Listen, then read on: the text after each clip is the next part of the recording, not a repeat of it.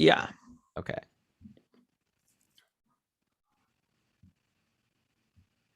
All right. We are live. Hello, everybody. Thanks for joining us for episode, what is it? 370 something or other. Brian, take the wheel for a sec because I just noticed something odd going on in my window here. 375. Oh, yeah. Hi, everyone. It's nice to see you all. I'm curious what's going on in Elon's window, but we've got a classic tonight. You know, our old, so we go over the Yahoo projections. And in the olden days of the podcast, when we were first doing this, it was basically just like pointing and laughing at the Yahoo rankings, which was actually a useful thing back then because the Yahoo default rankings were like that was the major ADP out there. But this time, and I think the last couple times, we're being more constructive about it and like using like guys who stand out as bad. Like you need to know, it's good to know who's too high, who's too low, and you can, make your own customizations to your own Yahoo draft lists. But we're also just going to talk more about those players just in the context of the season we expect them to have, rather than be like, they're ranked 60 spots too high, next player.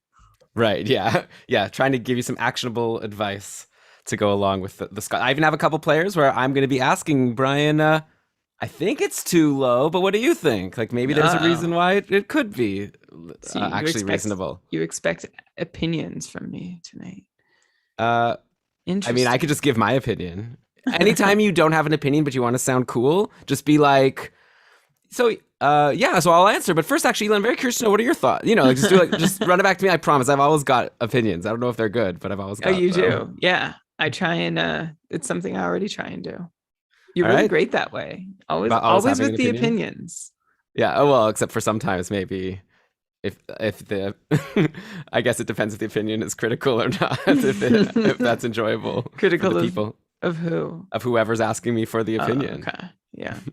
Because I have a problem in life, not as much for the podcast. I think it's a good thing for the podcast, especially since I can edit. But in life, sometimes, like, I often will talk without thinking first.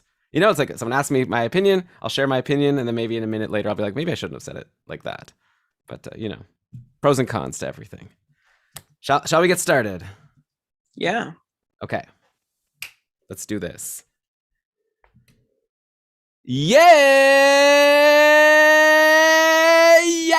Yahoo! Yes! Welcome everybody to another episode of the Keeping Karlsson Fantasy Hockey Podcast, the longest running fantasy hockey podcast in the world, hosted by two guys who don't get why we still haven't gotten the call to come up with the default Yahoo rankings, because we do a much better job.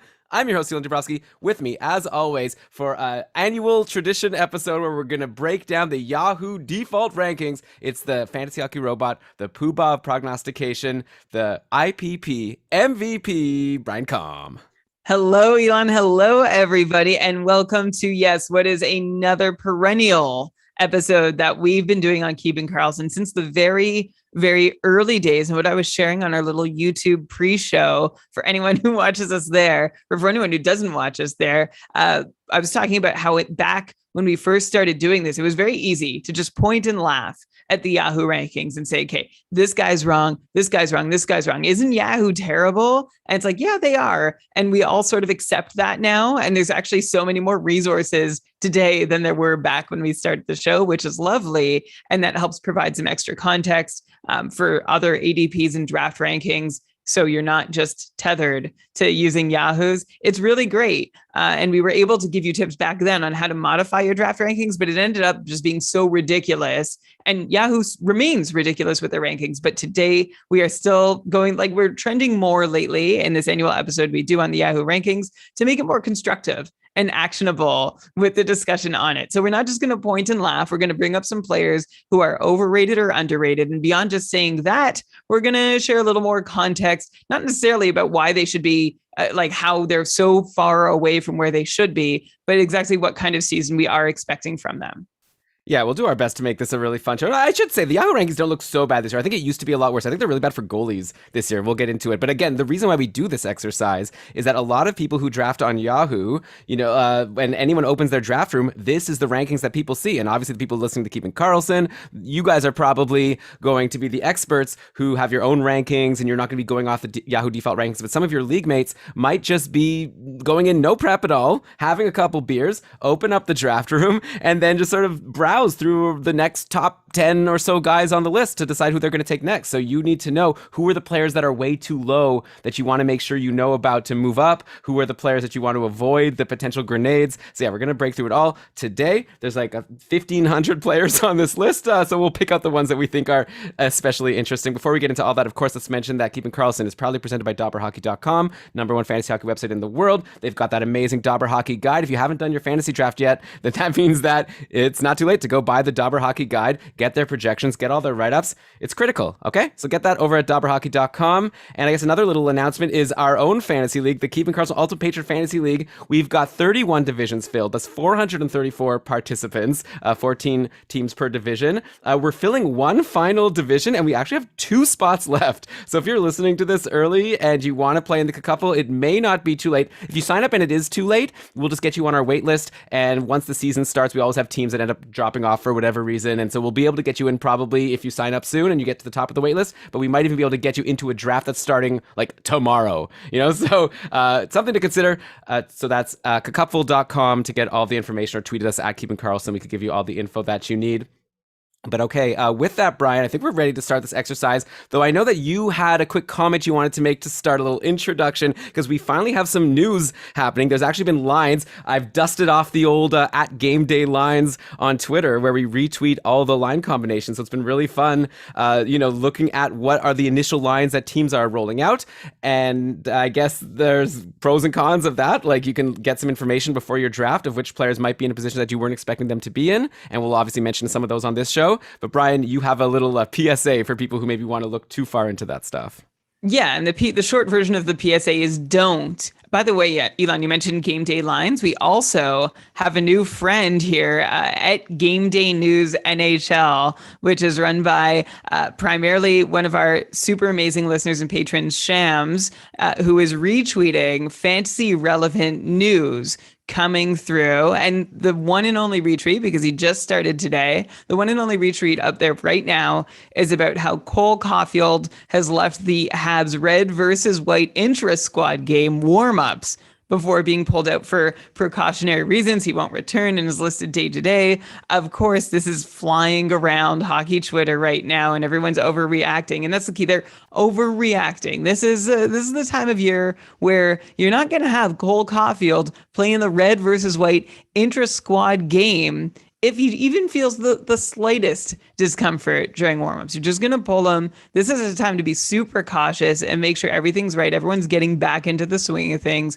Take it slow. This might be something that wouldn't keep him out of a regular season game. So let's all just keep our heads. There's also someone asked why Vince Dunn wasn't on the Seattle power play, and the beat writer Marisa Ingemi, I think is how her name is pronounced, responded that he wasn't dressed. Like, he just wasn't playing in that game where he wasn't the top power play quarterback. So again, just another reason why don't read too much into what's going on. Don't be like, where's this player? Oh no, Cale Makar's wearing a non-contact jersey.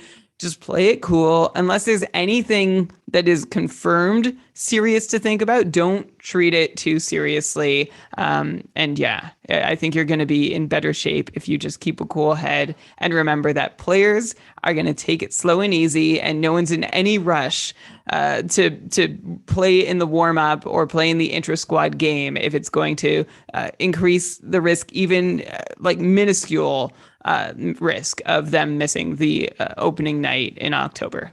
Yeah, for sure. I think the other thing that you have to pay attention to is these line combinations. Sometimes it's really useful, right? You're going to see a line like when Carter Verhaeghe was on the top line in Florida last year during training camp. Anyone who caught that and decided to draft him obviously got that gold mine there. And we've seen the lines in Florida so far in practice. And again, my dog is scratching. One sec. Dina. Elon is so embarrassed, everyone, right now. But it's okay. Nobody minds. We just want Cody to be happy. Are you texting I don't care if Tina? she's happy. I want her to stop making noise and disrupting the podcast. Cody wants out. This dog's ridiculous. She sometimes scratches the door on the other side like she wants to come in, and then now she's in, she's scratching at the door saying she wants to come out. Why'd you let her in? Because she'll bark at the door that she wants to come in. Either way there's noise. Doesn't Cody know the rules while you're podcasting? He doesn't know shit. Okay. All right. Anyways, I don't know. Dina hasn't come yet, but I'm sure she'll come eventually. All right, what was I saying? It's Carter Verhaeghe. Oh yeah.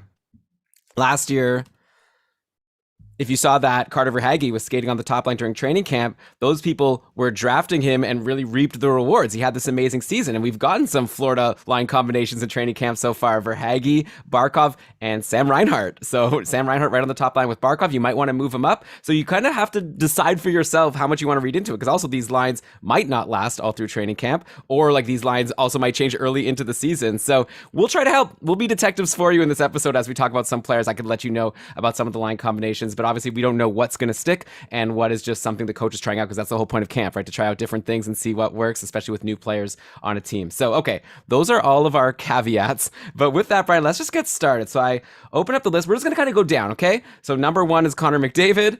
I'm cool with that. I think Yahoo did a good job putting McDavid first, and we're just going to kind of go down the list, and we'll point out players that we think are either too high or too low as we go. So I'm going 1, 2, 3, 4, 5, 6, 7, 8.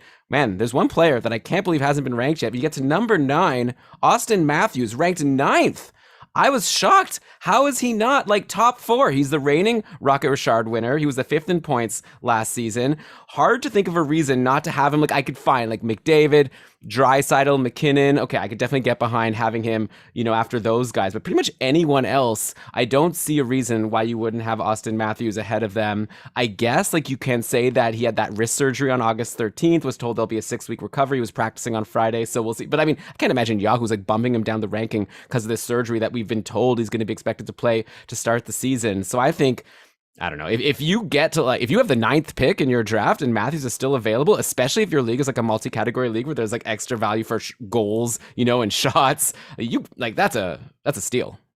Goals are one of the hardest stats to accrue in fantasy hockey. They are rarely found easily on the waiver wire, which is what makes Austin Matthews so freaking valuable with what he does. And you could arguably have Austin Matthews in the top 3 of your drafts. I mean, he's certainly looking at the guys ranked ahead of him on Yahoo.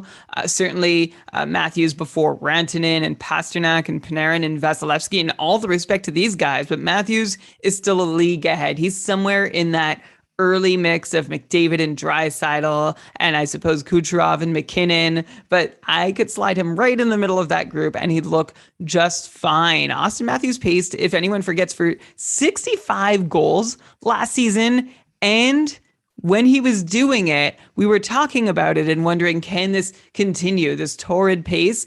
One theory going into this season, of course, is that, he's not playing against the North Division and things might be a little tighter defensively. And sure, maybe there's some weight to that. But honestly, everything last year looked super sustainable and fine. Austin Matthews was not shooting any more efficiently than he had at any other point in his career. 18.5% was his shooting percentage in all situations. That's for sure on Matthews' high end, but he's a super efficient converter who's likely to land anywhere between 15 or 20% in a given year. So 18.5%, fine. And that's actually even better because Austin Matthews has now registered 4 or more shots per game for 2 straight seasons, which is one reason that he's on this other level of goal scoring now, because he's always been a high-end converter and he's added a shot per game.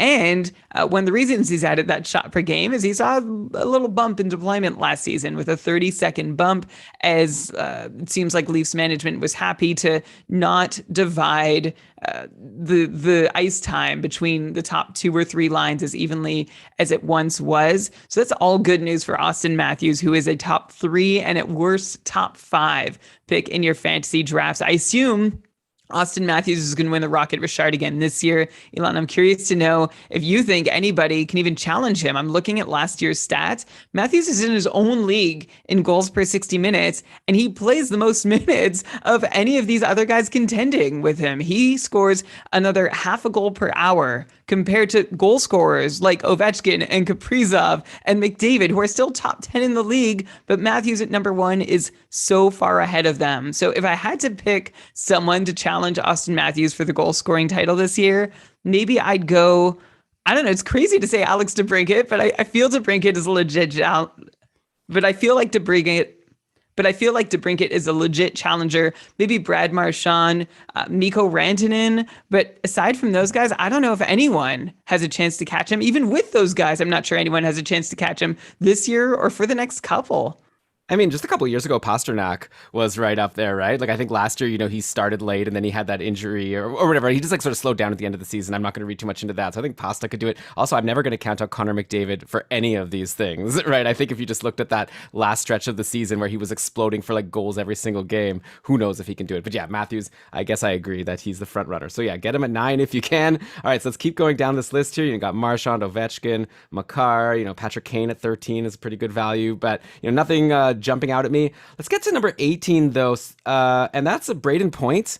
And I know a lot of people are thinking, wait, don't you dare. We love Brayden Point. And hey, Brian and I love Brayden Point too. He's good. But, I'm just looking at the numbers here. And at least in our league, the Keeping Karlsson Ultimate Patriot Fantasy League, where we make it like, it's 4.5 points for a goal, 3 points for an assist. You get 0.5 for a shot. So like mainly it's goals and assists. But then you get some value for having a few other peripherals, including those shots. And Brayden Point, wasn't that great? He ranked 53rd in cupful scoring last year. He had 48 points in 56 games. It's a 70-point pace, only 131 shots. It's 2.3 shots per game. That's pretty low for someone that you're taking in like the first or second round of your fantasy league. Of course, he had that amazing playoffs, like 23 points in 23 games. I have a feeling if it wasn't for the playoffs, Point wouldn't be ranked as high this year on Yahoo.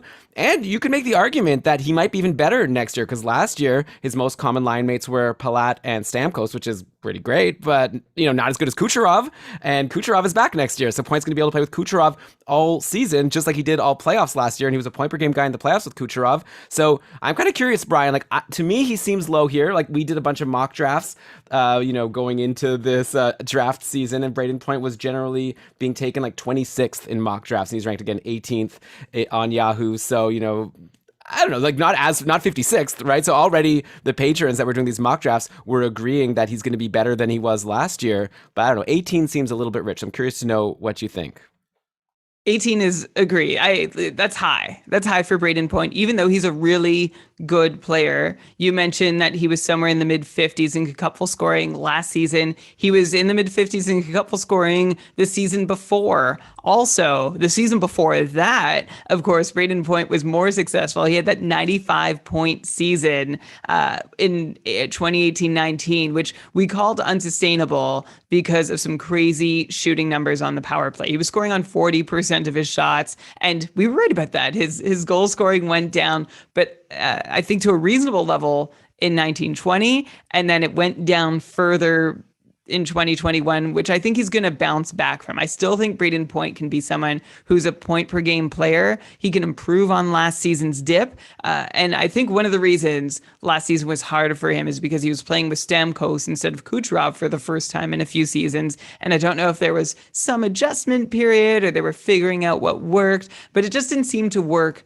as well as it did for Point with Stamkos versus Point with Kucherov. Stamkos is a super efficient shooter, right? But with playing with Stamkos, Point saw a lower on-ice shooting percentage than he generally does playing with Nikita Kucherov. So I still think Brayden Point, especially reunited with Kucherov, I assume, is going to be really valuable. He's actually been a top 30 pick in cupful drafts this year, which sounds right to me. That's all positions. I think Brayden Point is someone you still want to target in your first, say, 3 rounds. But first round, absolutely not. Second round, you're stretching it. And then third round is probably about right. And anywhere after that, huge bargain. Yeah, for sure. So again, we love Point. Also, like last year, you could say that with Kucherov out, that top line with Point and Stamkos, I'm sure all of the defense of the other teams were able to just focus right on that. Obviously, Tampa is so successful, and why they won the Cup 2 years in a row is because when you have both Kucherov and Stamkos on separate lines, it makes life really hard for the opposition. So yeah, it's going to be a great season for Point. But even if he's point per game, he's probably not worth being ranked at 18 just because he doesn't take those shots. Okay, then over at 20, like number 19, we've got Zibanejad. I like that. We've already talked a lot about how Zibanejad last year had that slow start, and he had COVID before the season started, and once I guess the effects of that wore off, he was amazing, so I'm not worried about him. But then at number 20, I think this is also a little bit of a head scratcher. Again, we're really high on the Yahoo rankings list, and like I said, it's not crazy, this list, but I do think this guy, I'm surprised that he's so high, and that's Andrei Svechnikov. So ranked number 20, just a couple spots above Point last year in his cupful rank, and again, Point was like 56, and Kucherov and Svechnikov, yeah, he had 42 points in 55 games. Not the most amazing season. This is like around a 70-ish point pace, a little bit lower. Looking at the lines from camp, and again, like I said, like we don't know if this is going to last or anything, but so far we're looking at Aho, Niederreiter, and Nichas as the top line, and then Trocheck with Teuvo Teravainen and Kotkaniemi. That's been the second line that Carolina's been rolling out, leaving Svechnikov to play with Jordan Staal and Victor Fast. So obviously if that lasts, that's not great. So right away there's a red flag. And, I don't see anyone from that top six. Again, Aho, Nino, Nichas, Trocheck, Teravainen, and Kotkaniemi. I don't see any of them as like obvious drops. Like you'd think maybe Kotkaniemi, but they are paying $6 million for the guy. So maybe they're going to want to at least make it look like it was not completely out of spite to the Montreal Canadiens for why they paid for him. So yes, Svechnikov is only 21. Obviously, he could explode. He clearly has the talent, but it seems like a reach. Like, we're going to talk next about Alex Barkov, who's number 24. Give me Barkov over Svechnikov every day of the week and twice on Sunday.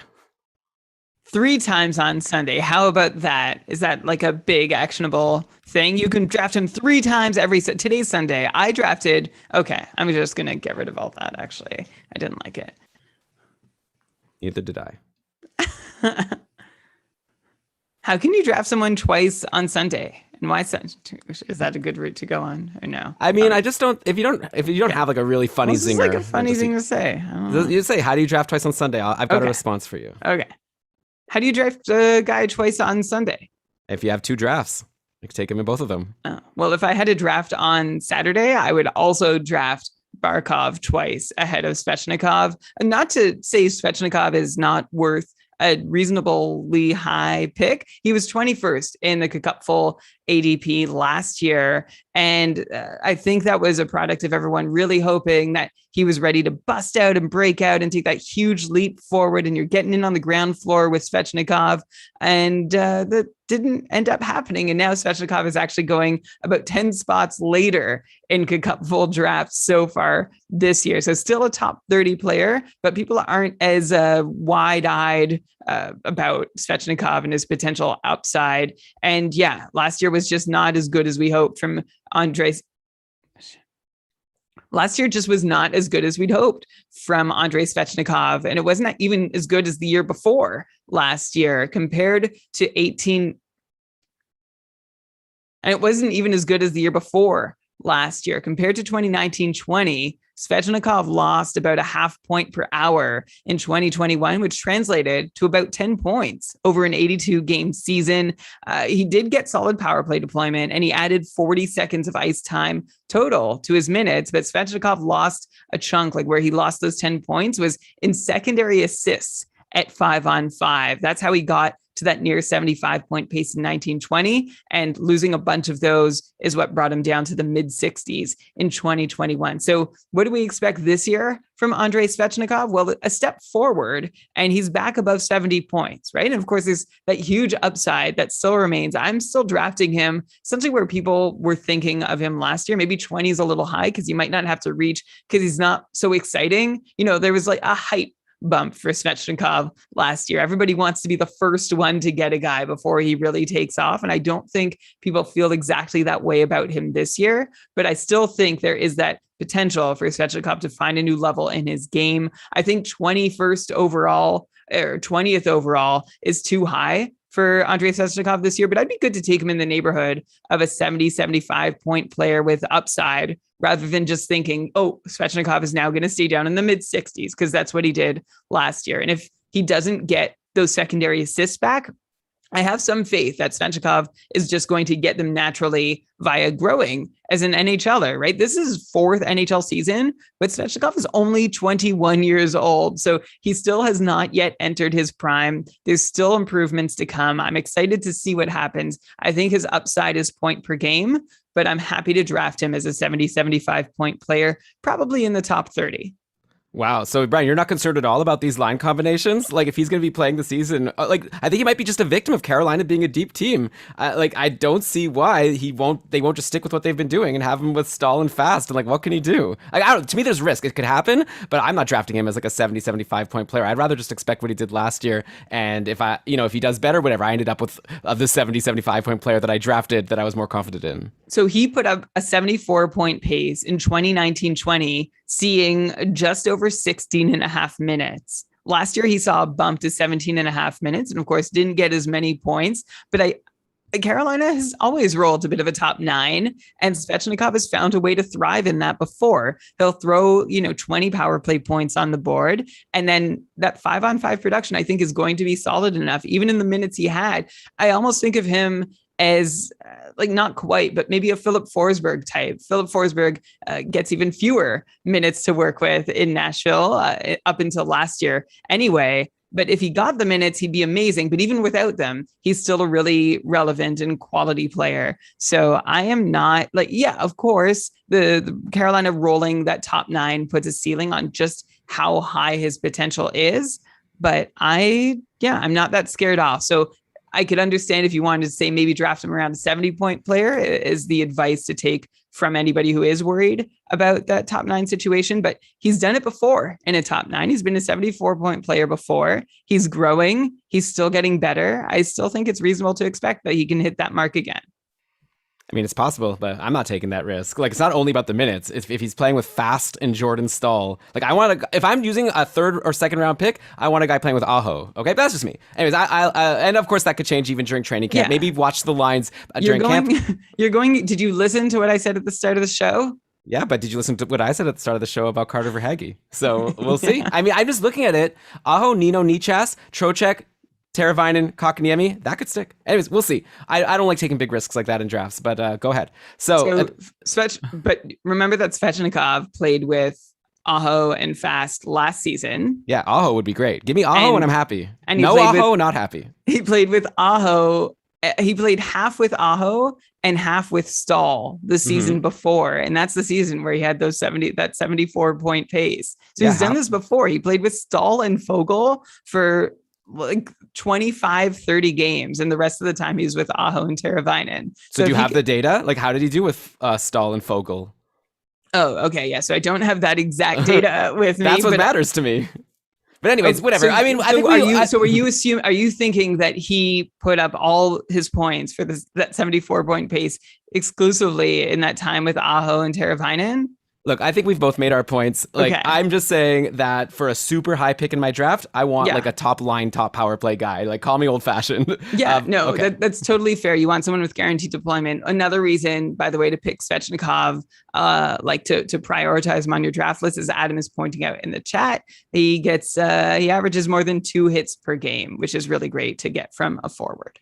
Yeah, definitely. But still, like I said at the top, and that you agreed even twice on Sunday, Alex Barkov at 24th is a crazy ranking, right? Like, he was better than Brayden Point and Andrei Svechnikov by a significant margin last year. 58 points in 50 games. It's a 95 point pace, 3.5 shots per game. I remember when Barkov broke into the league, we were talking about him as he gets a lot of points, but he barely shoots. He's totally changed it. Now he's a volume shooter. Like I said, he's been practicing with Verhaeghe, who was great with last year. Now Sam Reinhart, so even an upgrade on his line mates from last year. He was playing with Duclair. And no shade against Duclair, but Sam Reinhart, I think, is a step above. I think an argument can be made to take Barkov in the top 10. So 24 is nuts. Totally nuts. I was pumped to get Alex Barkov at 12 in my own full draft. I was really glad he was still available. And it's the reason I have this Florida Panthers jersey behind me to record tonight. I've got my Panthers jersey and I've got my Sens jersey to represent my first 2 cupful picks, Barkov and Brady Tkachuk, who I got 4 picks later. But yeah, Barkov, anywhere outside the top 10 is questionable. Anywhere outside the top 15, extremely questionable. And cupful managers know last year Barkov was drafted with a 40. And Cupful managers know last year, Barkov was going on average 46th overall in our Cupful drafts. This year, he's going on average 13th overall. Of course, last year he's coming off what was a disappointing mid 70 point pace season, but he followed that up with an incredible season last year with another mid 90s point pace, making that the second time in the last 3 years that Barkov has reached that point. And I said this in our first audio almanac, Elon, and I still stand by it, that I still think Alex Barkov has got 100 point potential. And there's a chance he could see it this year. Last year, Joel Quenneville was new in town. We were going to see exactly how that impacted the Panthers, who he liked on the roster, who he didn't like on the roster. All accounts seem to point to Quenneville liking Alex Barkov. There were a lot of positive changes for Barkov, namely a bump in his power play time. He went from a 66% share that he'd been seeing for a couple of years up to a 73% share on the power play. And then Barkov also seemed like he either had permission to or was coached to shoot the puck like Barkov never had before. He added a shot per game and put up rates per hour that were nearly a 40% improvement on the year prior. So Barkov had an amazing season last year and a couple of years back. These are not the fluke. The fluke was the mid 70 point season. And that's why Alex Barkov is a first round pick. If you're drafting in a league where everyone's going by Yahoo ADP, you are laughing if you can get him a good deal in front of it. Yeah, definitely. So that's an obvious one. All right, next up, Brian, I think we could just kind of do all the goalies in one go. We just did a couple of weeks ago a whole episode where we talked about goalies. We already gave our goalie tiers. You could go to keepingkarlsson.com/goalies to see our goalie tiers. There actually is one change I would make to them because of some, because of some training camp news, and I'll mention it as we go through them here, and you can tell me if you agree or disagree. But I'm thinking, Brian, I'm just going to read you the list of goalies according to Yahoo's ranking, and I'm just going to sort of point out the ones that look questionable to me, and then at the end, maybe then you could jump in, or you could jump in partway through. Just put up your hand if you want to jump in, because I'm just going to kind of zoom through this because I don't want to spend too much time on goalies. But okay, so they've got Vass first, obviously, Leonard, Kemper, Hellebuck, no complaints. Just Jorkin, sure. Frederik Andersen in at 7th. Sixth for goalies. That's way too high, right? For a guy who's been so terrible recently. I don't know. And that would be crazy to take him ahead of the guys who are next. Varlamov, Fleury. Brian, did you want to comment about Frederik Andersen? I don't want to hate on Andersen. I know Carolina's a good team, but man, like that's a risky pick to take him as the 6th goalie. Andersen's had a rough go lately, and because of that, I definitely don't want to take him as the 6th goalie. I'm not going to totally destroy his value and think that maybe he can't play better. Remember, there was a lot of talk that Andersen was playing with some kind of injury, and that was contributing a lot to his struggles. And there's also a ton of pressure in Toronto. Not that there won't be in Carolina, but I think the change of scenery is going to be good for him. The only the counterpoint to all of that is that even if Andersen does return to form in Carolina, they seem to, I think, and they still have the personnel to, so long as Antti Raanta stays healthy, which I guess is a big ask. But technically, at the start of the season, Carolina will have the personnel in the crease to still mostly split starts, and they also don't give up a lot of shots each game, which are both reasons to not love and any Carolina goalie's fantasy value, even if they are really good. So yes, all of these, Elon, are reasons to confirm your observation that Freddie Andersen should not be a top 6 goalie in your fantasy leagues. Yeah. Plus, you brought up that Antti Raanta has those injury issues. So does Frederik Andersen recently, right? He's someone that I'd be worried about. I think I've mentioned on previous shows that I added Alex Lyon in my Dynasty League, who's their, I guess, 3rd string goalie who will start in the minors, because I feel like he's going to be getting some starts this year for sure. All right. So, okay. After Andersen, they've got Varlamov, Fleury, sure, not going to complain. Sorokin after Fleury. Okay, that's pretty wild, right? But I guess you have Varlamov, Sorokin. I'd probably want to get a starter before these guys, I guess, depending on your league stats. Carey Price, that seems very high, 10th goalie. I guess he had that really great playoffs. That's why he's there. Cam Talbot seems high. He's next. Samsonov. Okay, then Grubauer. I think Grubauer down after all those guys could be a really good value pick. He's someone I would be bumping up ahead of Frederik Andersen. I'm curious to know what you think. I think that Seattle's going to be a really strong defensive team at the very least. And I don't know, I think they might be actually a pretty decent team. They're in a good division. So I think Grubauer is a great value pick here. They've got Jack Campbell. I don't love that. You see Saros. After all these guys, Saros would be a top 5er for me after what he did last year, and he's a sure shot number 1 goalie, so there's a value pick. Petr Mrazek is next. Give me a break. Okay, then next, Spencer Knight.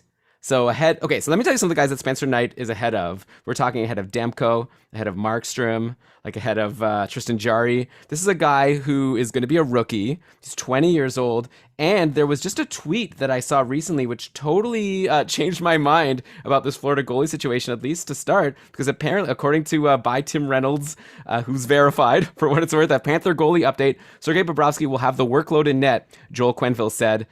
So according to Coach Quenneville, his plan is to, give Varley the starting job, and he wants Spencer Knight to learn from him this year. And obviously, best laid plans and all, he may want to do that, but if Bobrovsky is terrible, then he may have no choice than to put Spencer Knight in. But I think that Bobrovsky probably can hold his own. He hasn't been as bad as, I think his contract is so high that people are going to assume he's been terrible because he definitely hasn't earned the money he's making.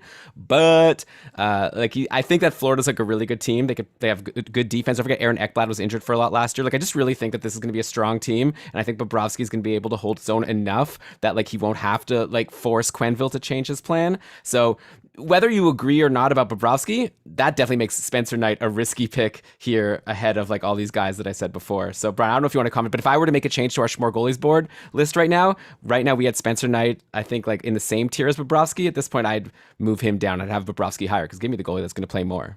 Yes, so absolutely, I agree with you. That is one of the preseason tweets that I think we might be able to sink our teeth in. If a coach is expressing a preference or a plan right off the top about how they're going to manage their goalie workload, that's something that I don't think is going to be they've thought about that already. That's not based on something that happens in camp. Of course, things can change in camp, but it's safe to react somewhat to that pronouncement. Of course, I'm going to throw two caveats at you about it. The first caveat is maybe that's the coaching staff's way to try and light a fire under Spencer Knight and be like, hey, right now you're on the wrong side of this. We want to see you earn it, and challenge him to step up. This feels like it would be a hockey coach motivational tactic, potentially. The second caveat is just because Bobrovsky has the job at the start. Bobrovsky has not shown himself to be someone who's great at holding on to a job, has he? Going just recently back as last year when he lost the job to Chris Driedger despite having so many chances to hold it. So all of that to say that, yeah, Spencer Knight takes a bit of a hit in value, but don't write him off completely. Don't leave him off your draft list. Don't punish him too hard for not being the favored number 1 or 1A piece. But it's an important piece of information that could totally mean nothing 2 weeks into the season, which is how all preseason news works. I'll also comment, Elon, on you mentioned Philip Grubauer is someone you like more than Freddie Anderson. I think I agree. I mean, Grubauer could be in a timeshare in Seattle, the same way that Anderson is in a timeshare in Carolina. Well, I don't think either of them are in a timeshare, but I definitely don't want to say. I definitely think Anderson is the for sure starter on Carolina. Don't get me wrong there. And I think that Grubauer, he's, they got Driedger, but then they signed Grubauer to a big, expensive, long contract. So and he had a great year last year. So I think he's the, expected starter. Maybe it's 60-40. I'm not saying volume. But. Yeah. So those are the parameters maybe I'd use. I wouldn't expect any of these guys to see a lot more or even 55 starts. So you're not going to see a huge games. You might not see a huge games played disparity between Anderson and Grubauer. Carolina's a better team than Seattle, but Philip Grubauer might be a better goalie or more durable goalie. Our couple drafters so far this year are equally conflicted because they are being taken at about the same time in drafts. And Elon, I wonder how you feel about this after all you've said about Anderson. I went and looked up where he ranks. Of course, the 6th goalie off the board is too high, but he has been on average the 13th goalie off the board in the cupful so far. He's in this tier. There's a lump of guys within 12 picks of each other, 7 or 8 of these guys, including Grubauer. And I'll also throw out Carter Hart, Linus Ullmark, Cam Talbot, Carey Price. How do you feel about Anderson being in that territory? I mean, I guess this is similar to this is the Elon rules for drafting, which don't always work. It's just how I like to play. I don't take top power play guy early in my draft, Alex Svechnikov, and I generally don't draft a goalie who had an 895 save percentage last year and only played 24 games because he was injured for a lot of it. I'm not going to take that as my number one goalie, right? So Frederik Andersen has a lot of red flags for me. Sure, he could bounce back. He was also not that great in Toronto the year before. Before that, he was like a super steady as she goes goalie that gave you like a 917, 918 save percentage year in, year out in Toronto. So if he is still that guy, if that Frederik Andersen is still there, yeah, sign me up. But he could also just be like broken down and not as good. So I'm not taking that risk with such a high goalie pick. I'd be happy to get him as my second goalie, but I would definitely rather have Grubauer, who's coming off an amazing career year. And like, obviously with goalies, we never know. So I just like to go with my gut here, and Frederik Andersen scares me a lot more than Grubauer at this point. But yeah, all the power to the patrons who took the shot on Andersen first. I hope it works out for you. I'll agree with you that Grubauer feels safer, feels steadier than Freddie Andersen, especially in the cupful where we don't have, it's not a huge bonus for winning the game. You get 2 points as a goalie for winning the game, which is the equivalent of 7-ish saves. And so for that reason, the team difference doesn't come into play so much.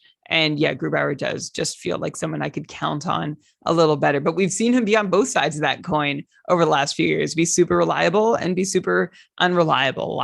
We've most recently seen Grubauer be reliable. So let's hope that continues for him in Seattle. Yeah, he also had that great run in Washington. Like, I think overall, yeah, he's had a couple stumbling blocks, but this is a great opportunity for Grubauer. And I do think, like I said, maybe it's like Seattle's not as good as Carolina, though Carolina, like, I think they did, they took a couple hits, and I think in nets might be, like, I think the problem with Carolina is that they're really good, except for their goaltending, which could end up, messing things up for them. So we'll have to wait and see. All right, so Spencer Knight was there as the, 18th goalie or 17th goalie. So keeping down the list for Yahoo, we got some bonkers picks here. Lankinen next, come on, he's the backup. So then Mackenzie Blackwood, who right now, was it confirmed yet? I know the rumors were that he's the New Jersey player. It's not confirmed. So we're not going to add to the speculation, but that is the speculation. That, yeah, I don't even know if I spat it out, but yeah, that he might not. Good to know. Yeah, he might be the player who is rumored to not be vaccinated, which, like, forgetting even about the fact that means he's at a higher risk if it's him, right? But the player who's not vaccinated is at a higher risk of getting COVID and bigger injury risk. Also, just that player can't travel to Canada and loses a bunch of games. So that's what's happening with Tyler Bertuzzi also. So that would not be good. Until we find out which devil it is, are you knocking them all down your draft list? No, well, I saw some sleuthing. So, for example, Jack Hughes is roommates with Ty Smith, and they wouldn't allow that if Jack Hughes wasn't vaccinated, and apparently we know that. Anyways, whatever. So I think we could like say those two for sure are vaccinated. So I feel like you could do some process of elimination there. There was also some interview, like I think not Victor Hedman. I think Dougie Hamilton had an interview saying that he thinks the players should get vaccinated. So, if you read a little bit about it, you could start crossing some players off the list. And yeah, right now all signs are pointing to Blackwood, but we'll see. Anyways, whatever. Even regardless, I still wouldn't be taking Blackwood ahead of the goalies that are next on the list. Binnington is next. Okay. Like I'm the one who said on More Goalies Work that I'm not like super high on Binnington, but definitely he's better than like top 20. He's the starting goalie on St. Louis with no competition, and St. Louis is a good team. Then you've got Demko, who we had that whole argument about Binnington versus Demko. So regardless, they're both way too low. Then you have Ullmark. Then you have Bobrovsky, who might actually be a value pick based on what we talked about before. Okay, then so right there. So again, the value guys so far, I've said Binnington, Demko. We said Saros earlier on. Then we get a bunch of backups here. So Vanacek, Swayman could be good, but you never know because Allmark's there. Nedeljkovic, Kokkonen, Ettinger, Carter Hart. Way down, Carter Hart. And yeah, he was terrible last year, but unlike Frederik Andersen, it wasn't because of injuries like Philly. We've talked about this on Sport Goalies Borg, so I guess I don't need to keep getting into the same thing over and over again. That's good value. Jacob Markstrom, great value next. That's a starter on Calgary. That's probably going to get a bunch of the games. Then Driedger. Cal Peterson's like so far down this list, and we talked about how he's probably the starting goalie on a LA team that's probably going to be stronger. So that's if you get Peterson as like your second or like third goalie, like you're killing it. So right there, John Gibson is right there as well. Merzlikins, these are starters. I just mentioned a bunch of backups. So this is where Yahoo really just goes off the rails. Tristan Jarry next. So then he's starter on Pittsburgh. Like for me, like starting goalies should be above backups, unless we're like maybe talking about Sorokin or something like that. Okay, then we've got Halak, Bishop, Korpisalo, Rask, Hudobin. By the way, Anton Hudobin, like we just he's like not getting drafted at all. I'm seeing like he's just not a goalie that anyone's thinking about as of now. As far as I know, he's a starting goalie on Dallas, so there's some value there. Probably want to at least draft him ahead of Yaroslav Halak or whoever's higher than him on Yahoo. Okay, then I scroll down, like 300. Okay, Pekka Rinne's there. The guy's retired, so that's an odd choice. After him is Jonathan Bernier. I think I'll take Bernier, who might potentially be playing all the Canada games for New Jersey if Blackwood isn't allowed to go. So I think I'd probably take him over retired Pekka Rinne. Then we've got Henrik Lundqvist. He's retired also, so you don't want him. Then you scroll. Then we've got more starters. We've got Mike Smith. Okay, I think you want the starting goal. And Brian, again, like I'm not disagreeing with you about what you said about Mike Smith on Schmore Goalies Board. Yeah, he's like a shaky pick. Probably he's better than 370, which is where he's ranked on the Yahoo list. Then you have Aiden Hill, who's the starter on San Jose. So again, like who knows, but better than a retired Rinne or Lundqvist. Then Reimer's right after Hill, so you could choose your San Jose goalie. Tomas Greiss is at 385, and he was like one of the best goalies in fantasy at the end of last year. Probably not worth like the 385th pick. And then some other goalies that are way down the list that will probably play next year. Craig Anderson, Ukko-Pekka Luukkonen. So if you want to take a chance on a Buffalo goalie, not that I'd recommend it. Antti Ranta, who Brian mentioned. Vladar, the backup on Calgary. Kazanash, Elliot Dell, Hutton. Carter Hutton, well past 500, and he's probably the starter on Arizona. So if you're a league that just like really focuses on like saves, I really have no faith in Carter Hutton. But again, he's a starting goalie. He probably should get drafted before a retired player. So anyways, that's the goalies on Yahoo. It's pretty bonkers, and definitely make sure to grab those value guys. There's the hottest take of the show, or the whole goalie run at least, that Carter Hutton is probably worth drafting ahead of a retired player. Yeah, all these, I'm not going to go through or pick through. The goalies are often the biggest mess. And actually the funnest part for me going through the Yahoo draft ranking is always scrolling all the way down to the goalies to find the ones hidden. Cal Peterson, like you mentioned, is a real hidden gem down there to keep in mind for your leagues where people are just using the Yahoo ADP as one of their main sources. I also really like Elvis Merzlikins, who is down there too. I think he seems really motivated to have a good year. He seems like he's ready to go. And I checked Dom's sheet to see how many games he was projected for. Dom has a pretty even split between Merzlikins and Korpisalo, but I think that would be assuming that they have similar talent level. And I really think Merzlikins is going to stand out and steal a bunch of starts. So he's someone I could see like who could be in Cal Peterson territory. Yeah, Columbus isn't that good, but Merzlikins, when he's amazing, he's freaking amazing. And I still think he has that level in gear. So he's also somebody I'm looking at late in drafts, and Yahoo's ADP is going to let you be able to look at Merzlikins late in drafts. Yeah, the Yahoo rankings, you mean, not the ADP. I haven't looked at the ADP itself. But obviously some drafters are like using the rankings, that will probably translate to the ADP at least a little bit. I look at Merzlikins kind of like a John Gibson, like not a great team. I think he's going to get a lot of games. I agree with you on that, Brian. The question is, like, Columbus is like going to be worse than last year. Like, people need to brace themselves. When I talked to Allison Lucan, she was like, this is the rebuild. Like, they're not planning on doing well next year. They want to maybe get a good draft pick. So could be tough, but again, it could be good. It depends on if Merzlikins is capable of playing well even behind a team that doesn't have a lot of protection for him. So we'll have to see. Okay, so Brian, I guess we got a lot of players to go. We're now back to, we've skipped through all the goalies now, so now we're at number 42 on the list, which is a player that I think is too high. Before we get to that, you've been talking about a bunch of these average draft positions from our cupful drafts. The reason we're able to have this is we've been starting our Keeping Karlsson Ultimate Patron Fantasy League drafts super early before the season. It was like so easy to coordinate the cupful, because instead of having to figure out when everyone's available draft time was, we just use slow drafts, which is this really cool feature where you don't have to coordinate time zones or times. Just you start the draft and everyone has 8 hours, whatever you set it to per pick. And when I say you set it to that, because it's a feature of Fantrax, and so all of this was a prelude to say that once again, this episode is sponsored in part by our friends at Fantrax, and we want to mention that this slow draft functionality is unbelievable. It's saved us for the Keeping Karlsson Ultimate Patron Fantasy League. It's so cool that you get to it's also so not only is it just convenient because you don't have to worry about scheduling it around people's times, you could just let it, how it works is then whenever it's your pick, you get an email being like, hey, it's your pick, and then in your league chat, you can be like, hey buddy, time to pick whenever you're ready. It's like, oh, I'm at work for a couple hours, I'll get it soon. Like, all right, take your time. And then, you can do this draft. It's also just so fun that just over a couple weeks. It's like just an exciting couple weeks. Instead of you do your draft an hour, 2 hours, you're done. It's over. You're in draft mode. I mean, yeah, your significant other might be annoyed that you're like not paying any attention to them, but, and you're just like browsing your phone, looking at draft picks, but it's a blast. And so that's just another great feature that Fantrax has that the other platforms don't. So Brian, yeah, I just love those slow drafts on Fantrax. Me too. It's been really fun. And slow drafts also give you time to talk. I mean, draft day should be really fun and can be a really fun, intense moment. But why not stretch that draft day out to as long as you want? Like you said, Elon, we have managers all over the world. So being able to customize that draft pick timer so that everybody can have the same equal opportunity to make their pick is something huge that Fantrax offers us. If there's anything you're missing in your current fantasy league, whether it's slow draft or any other category, Fantrax likely has it. It is the most customizable fantasy platform in the industry. It offers the greatest fantasy experience for your dynasty, your keeper, your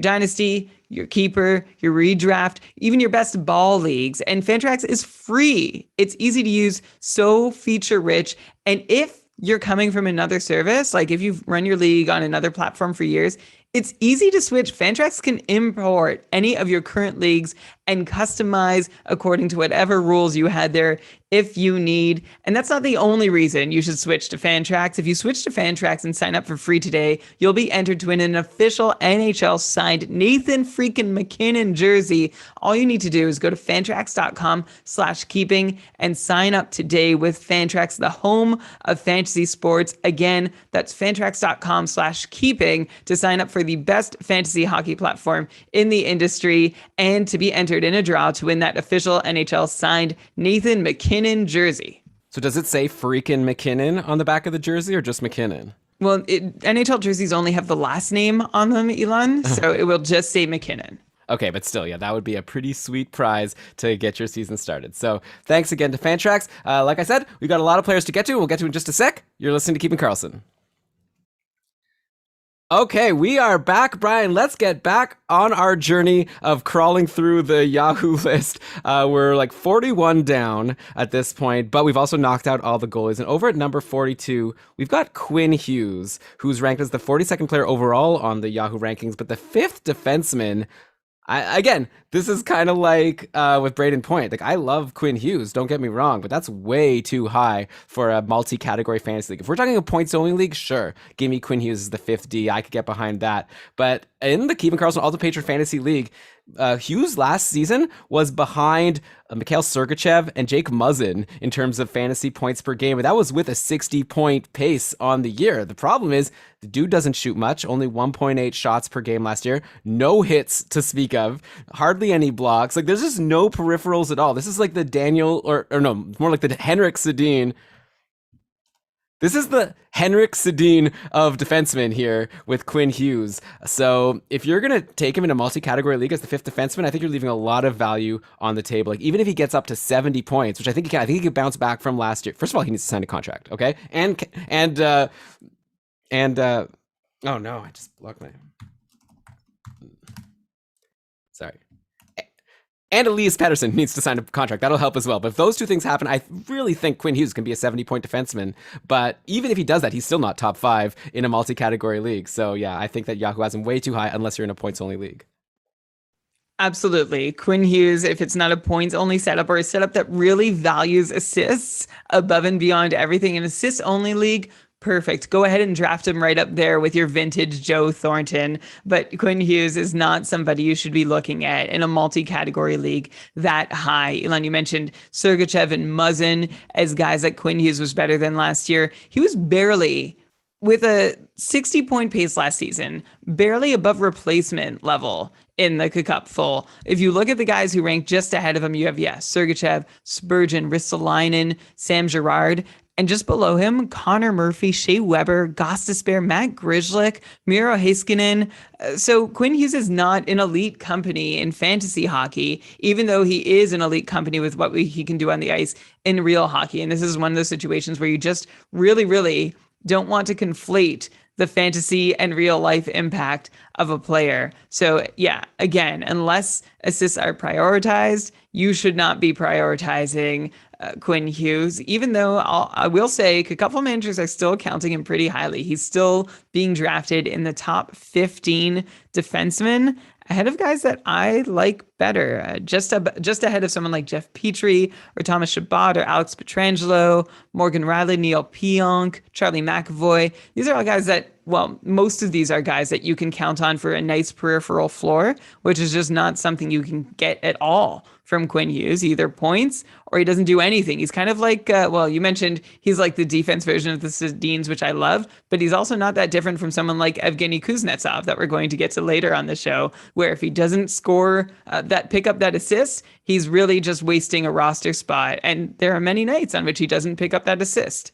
Yeah. By the way, Kuznetsov, we're going to get to him because we haven't planned for the show. Or let's talk about him now. He's ranked 54th on Yahoo, which again, I agree is way too high. That's the 37th forward. He's like, definitely shouldn't be that high. Right now, he's ahead on Yahoo, ahead of like Barzal, Ehlers, Wheeler, Nylander, Forsberg. Yeah, I take all those guys ahead of Kuznetsov. To be fair, though, like he's not only assists. He's not like Quinn Hughes. Like he didn't score like 20 plus goals in a whole bunch of seasons in a row. And last year, I'm writing it all off because of COVID. Like last season, yeah, he only pays for 58 points. I think he had COVID twice, actually.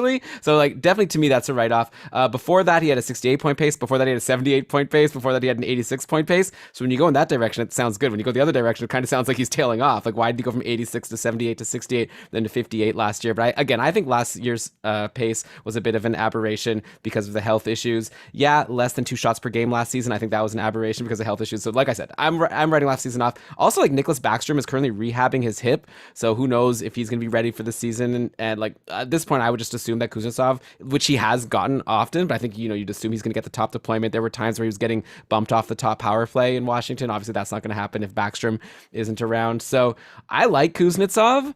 Like, I think he's a good, pick late. Like, I got him, Brian, we're doing this draft for a keeper league, and I got him, super late, and I was happy about it. But yeah, I wouldn't take him as the 37th forward ahead of these guys that just said Ehlers, Barzal, Wheeler, Nylander, and Forsberg. So Kuznetsov's, yeah.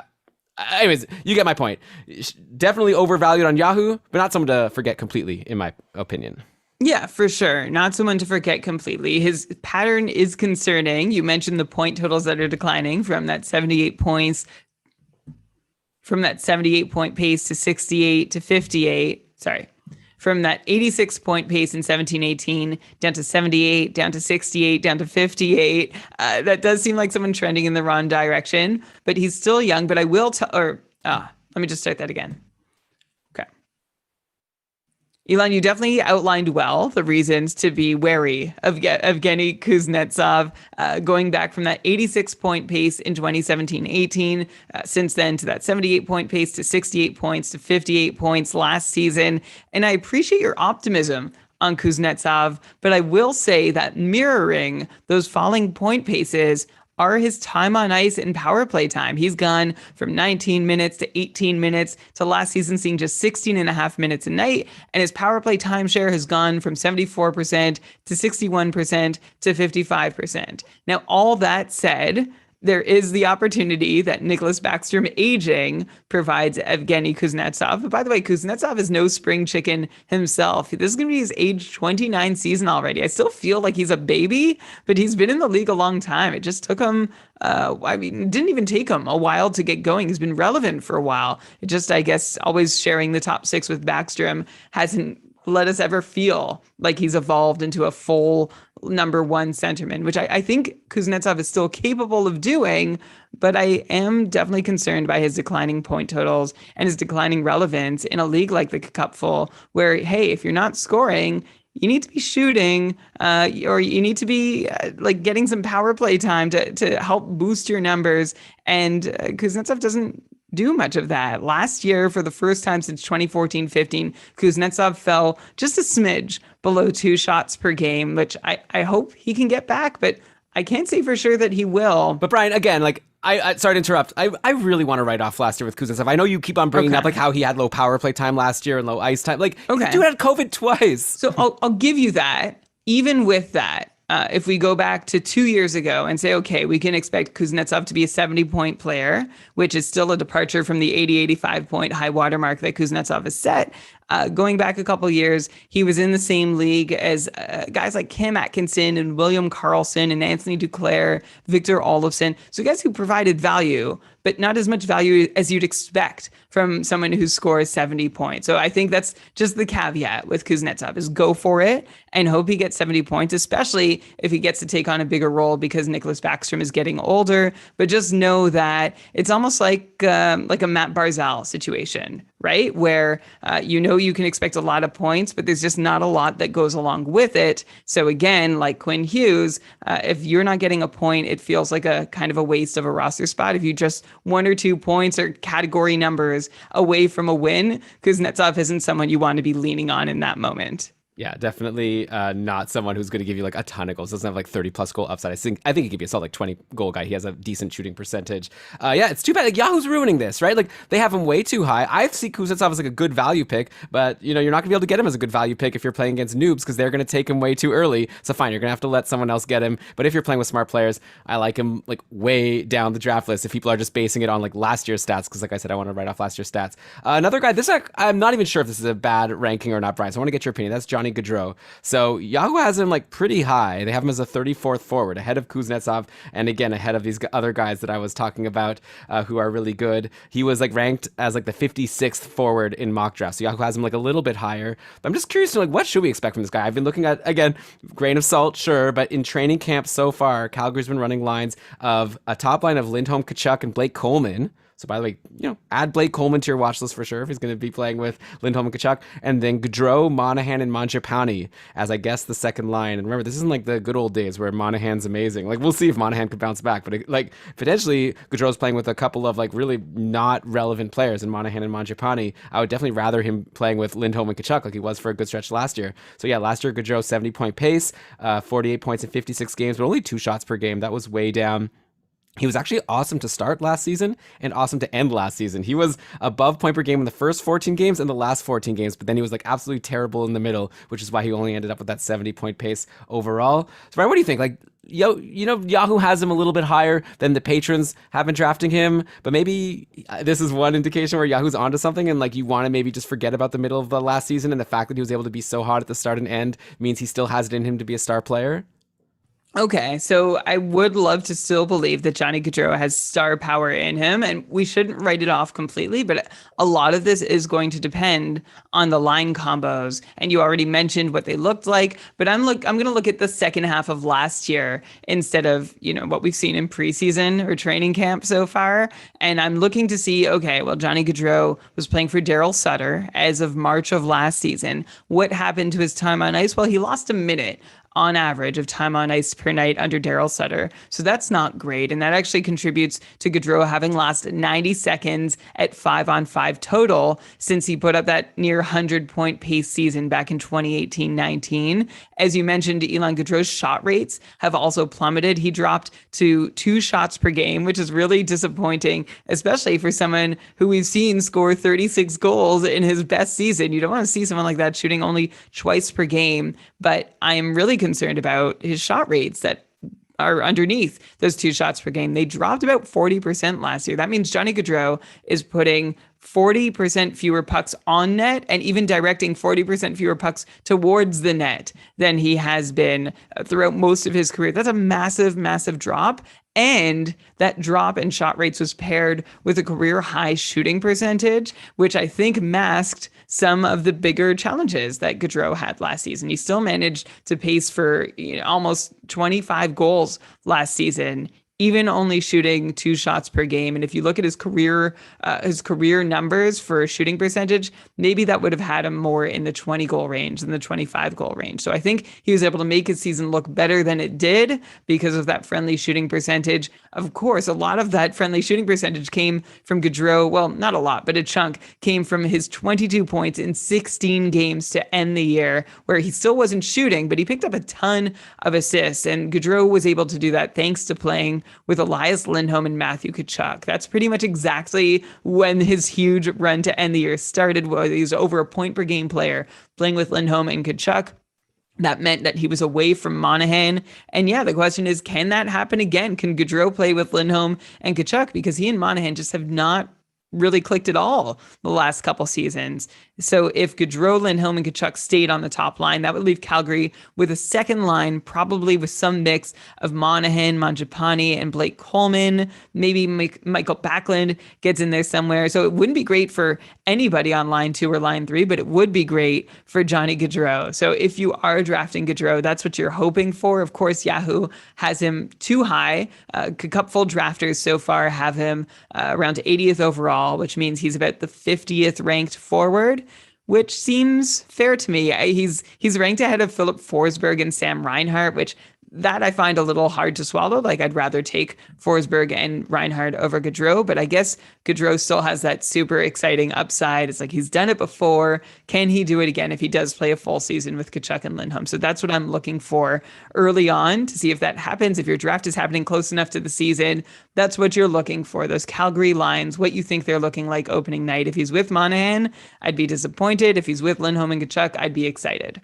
Yeah, definitely. So definitely he's ranked way too high on Yahoo, so don't fall for it because, yes, unless you see those line combinations change. But right now, like I said, it's Blake Coleman getting that sweet spot with Lindholm and Kachuk, at least according to what Daryl Sutter has been doing as of like Saturday, which is still like almost a month before the season. Okay, so let's do a few defensemen now. We're still like pretty high up in the Yahoo list, so we're talking about a lot of players who we think are ranked too high. As we go down, we'll start finding those value picks that we're telling you should be taking maybe instead of the guys that are ranked too high. But here's one guy who I actually think is ranked too low, even though he's still at the top of our show, and that's Dougie Hamilton. He's ranked at 64, which makes him the 10th defenseman. After that, we have, makes him the 10th defenseman. According to the Cupful scoring last year, he was a top 3 defenseman, right? Like, not only did he get a lot of points in Carolina, but he's also so great for those peripherals, a ton of shots on goal, which I love to get from my defenseman. Also, I gotta tell you, like, when he first moved to New Jersey, I was like, oh, that might be a bit of a downgrade moving from Carolina to New Jersey. The more I think about it, I don't know, maybe I'm just getting too hyped up here. I like New Jersey, and I think I fall for this every year. I think it's like the last 2 seasons I've said that I'm excited for New Jersey. First, that year when they got PK Subban and like Nikita Gusev. That obviously didn't work out. Then last year, I also thought that they can be sneaky good because they got, I don't even know, Andreas Janssen, and I thought that like Jack Hughes would. Anyway, didn't work out as well as I hope. I think this might be the year where New Jersey's a really good team. Like, I'm looking at these lines they've been rolling out so far in practice. Hughes centering Tatar and Sharon Govich. So Tatar there, a big injection of goal-scoring talents to that top line. Then you've got Hischier with Bratt and Andreas Janssen. Then you've got Zaka, Wood, and Kuokkanen. Like, also Holtz and Mercer have been there at camp. Either of them could crack the lineup, potentially be a Calder candidate. So I just think this team overall is really stacked. And of course, the main reason is they have Dougie Hamilton, who's like a really good defenseman. So I think he's going to have people to play with. I think that he's, already shown that he's really great for the peripherals. So we just have to see if it could all come together and, work out well in New Jersey. Like, yeah, maybe I don't think he's going to be top 3, or I wouldn't draft him necessarily as top 3. I wouldn't be too afraid to, but I really doubt he's top 10. Like, I'd for sure have Hamilton ahead of like Pietrangelo, McAvoy, Morgan Riley, who are all ahead of him in the Yahoo rankings. So it's a slam dunk pick. If Dougie Hamilton's still available and 9 defensemen are off the board, you have to take him. Don't even think about it. For sure. If Dougie Hamilton's still available and there are 4 defensemen off the board, you also shouldn't think about it. I see Dougie Hamilton being in the same league as maybe 3 other defensemen at the top of your draft, or what should be your draft list this year, with Cale Makar, who may even be ahead of above the rest, Dougie Hamilton, and then John Karlsson and Victor Hedman. I think all of those guys I'd be really super happy with being my number 1 defenseman. The only reason, I had Dougie Hamilton on my team last season. I really enjoyed him for most of it. There were a couple cold spells at inopportune times, but he's great. He was able to be, 65, 70 point defenseman in Carolina, 3.5 shots per game, huge power play deployment and huge power play contributions. That was all fantastic. My only concern is going over to New Jersey. It's not necessarily that they're less offensively inclined, which may or may not be true. I just worry about the new team effect. And we talk all the time about, PK Subban is the number 1 example, but even looking at a guy like Torrey Krug last season, who he and the Bruins were like a match made in heaven for each other. And then Torrey Krug moved to St. Louis, and they still haven't fully worked out how to get along and how St. Louis can get the most out of Krug and how Krug can get the most out of St. Louis. And that's the only reason I've been a little gun shy on drafting Dougie Hamilton in my own drafts so far this season. Why I think I would prefer Makar, Hedman, Karlsson before Dougie Hamilton, but Dougie Hamilton might have bigger upside than anybody not named Cale Makar this season. So that's a reason to be high on him, and certainly higher on him than the rest of the guys. So that's a reason to be high on Dougie Hamilton, and certainly higher on him than Yahoo's preseason rankings are. Yeah, definitely. Like, also don't forget, at least with Hamilton, yeah, it's the new team effect, but he's used to it, right? Like, this is his fourth team now. He went to Calgary and he was good. He went to Carolina and he's good. So maybe he has that skill of being able to adapt quickly to a new situation. Both in Calgary and Carolina, he wasn't the top power play guy when he came in. He kind of had to earn it from someone else. I assume in New Jersey, that'd be crazy. I guess it's like, nothing's impossible, right? Like they could give it to Ty Smith, who's also like a really good prospect, and bump Hamilton to the second power play. I'd obviously be very disappointed if that happens because I drafted him in that keeper league that we're in. All right, so yes.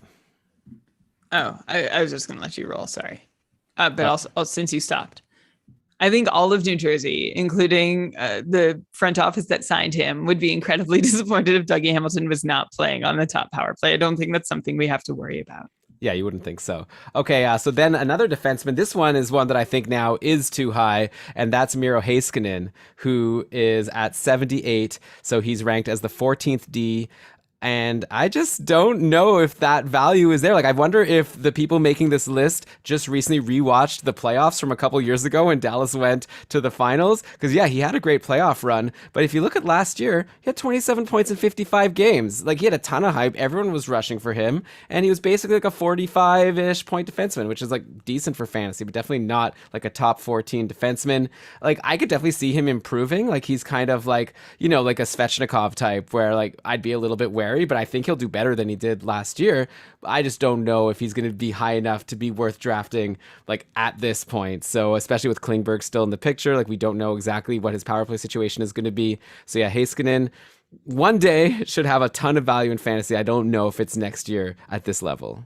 I don't even know if one day Heiskanen should have a ton of value in fantasy. I know everyone, he's just 22 years old and he just turned 22 this past July. So he's really young and he's already going into his fourth season in the NHL as a defenseman, which is a big deal. You don't usually have 4 seasons under your belt unless you're really good as a defenseman. And that Miro Heiskanen is really good, but I think people confuse his on-ice contributions as being all offensive minded. He's not in the NHL. He hasn't been in the NHL this long because he's got great offense. He's there because he's got great defense and he's responsible. And yes, he can play both ways. However, Heiskanen is not someone who I think has tremendous offensive upside. It kind of reminds me of the way people used to feel about Oliver Ekman-Larsson. And Ekman-Larsson, of course, had that one huge season. Then everyone expected a lot more out of him. But generally, Ekman-Larsson was overrated as being anything more than a 45 point defenseman. Yes, he saw top power play deployment.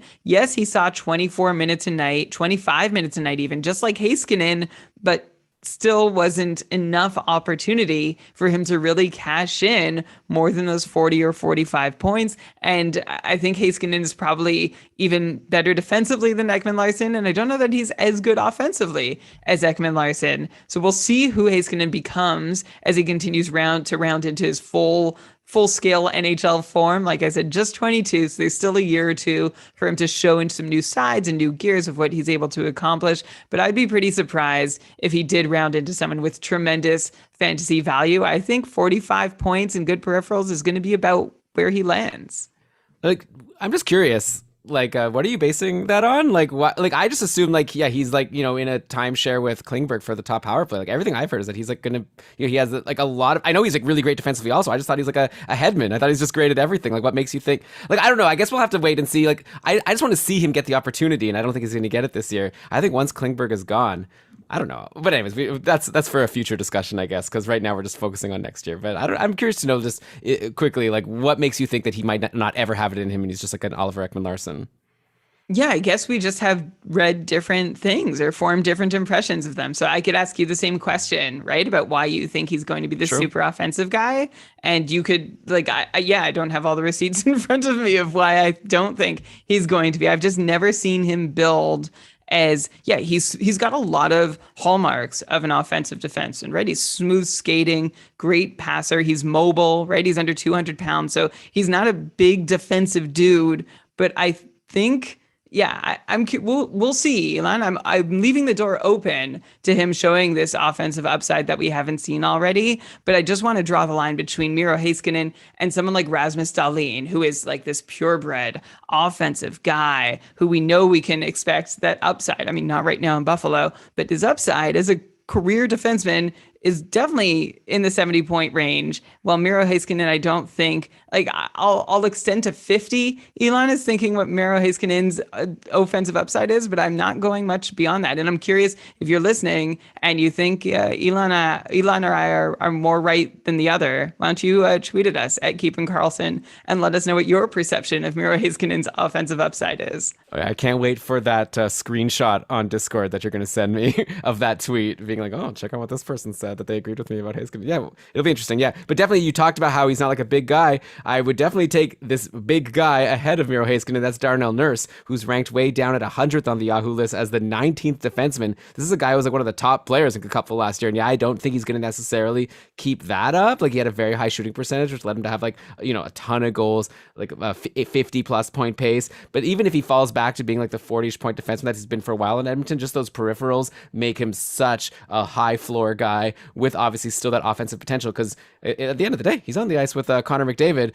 Sometimes players just give Connor McDavid the puck in their own end, and then McDavid goes in, blasts through everyone, and scores a goal. So it's just like Darnell Nurse plays a ton of minutes, so he's just going to get a ton of points for that. And then I also don't want to take away from him. Like he's obviously got quite an offensive what's a good word? Offensive aptitude. Okay. Yeah. Sure. Inclination. Yeah, aptitude's good. But offensive aptitude, like we've seen him have these big seasons. So yeah, Nurse, definitely don't consider him as good as he was last year, but he definitely should be higher than the 19th defenseman. So yeah, definitely bring him up your draft list. I'd say ahead of Miro Heiskanen, especially in a multi-category league.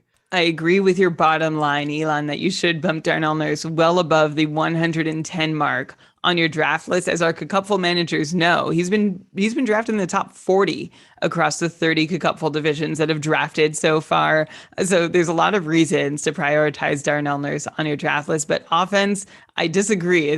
That's not one of them. You said he's had these great offensive seasons. He's had this one offensive season, which I feel like we've been pretty thorough in explaining that it happened because of this. He shot over 10%, which is rare amongst even the best shooting defensemen and extremely rare for somebody whose career number has been closer to 4% shooting. That's why Darnell Nurse was pacing for 20 goals this season. I think normally we could expect him to have 10. I think he'll keep the assists he picked up, and he hopefully is back to being a 40-point guy with a great solid floor of peripherals, and an occasional turn on the top power play with Connor McDavid is also going to help him collect hopefully 10 power play points through the season. He eats a ton of minutes in Edmonton, which is why he's able to put up those great block and hits and shot numbers, which is great. I actually, in my Cupful draft this year, I picked two guys as my first defenseman, Darnell Nurse and Neil Pionk, who have this solid floor, and then there could be that extra offensive juice they can add to those numbers. But they're guys I don't have to worry about if they go cold offensively or don't get the same offensive deployment that I would hope for from them, because they're giving me this floor, and this is against my usual defensive strategy. I like shooting for the moon with defensemen, but as I mentioned on the Patreon cast, I'm trying a few things differently this year, and it took a lot for me to draft Darnell Nurse. I was choosing between him, Chris Letang, and Seth Jones when my turn came up, and this was for my number one defenseman. And I ended up, after fighting for so long against myself to not, I ended up going with Darnell Nurse. And I'm feeling pretty good about it at the end of the day because of this solid peripheral floor, which in many Yahoo formats should be enough reason for you to bump him up your draft league. Which should be enough reason to bump him up your draft list. One basic one, I don't think we never talk about plus minus on the show, Elon, but it is a category in standard Yahoo leagues, plus 27 last year. And that's going to happen when you're playing 26 minutes a night, and many of them with Connor McDavid.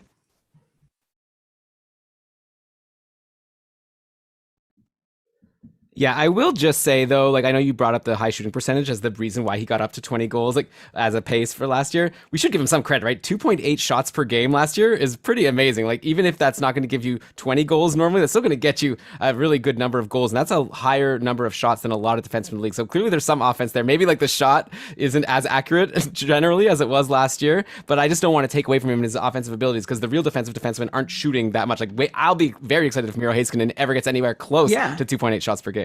I agree with you, but if we put him at 2.8 shots per game and you apply the 5% shooting percentage, which I think might be even a touch generous for Darnell Nurse, you still end up with exactly what I said, which is 10 goals, maybe 11. Yeah, I just wanted to make sure that we give him his due and not say that he doesn't have the offensive inclination, which is what I pointed out, because usually you need to take shots to score goals, as Wayne Gretzky once said. Okay, so let's keep going down the list. Here's a player, I don't even know if he's like ranked exactly correctly, like, or not. It's very tricky. Tyler Seguin's at 102. He was once a sure shot, like high shooting. Like back in 2018-19, he had an 80-point pace with 4.1 shots per game. If you could get him at 102, you're laughing. Then he had a really bad year in 2019-20, or bad at least for his standards. Then he was injured all last year. According to the latest, like he says he feels close to 100%, which on one hand, I think like if you read it quickly, you're like, oh, that's good. He's basically 100%. But I was like, why close? Like, what's the problem? Like, so I don't know. There's reasons to be a little bit concerned. So maybe he like actually fits right in here at 102, like ahead of Blake Wheeler and Sean Couturier. Like those are definitely safer guys, but obviously we know Sagan's upside.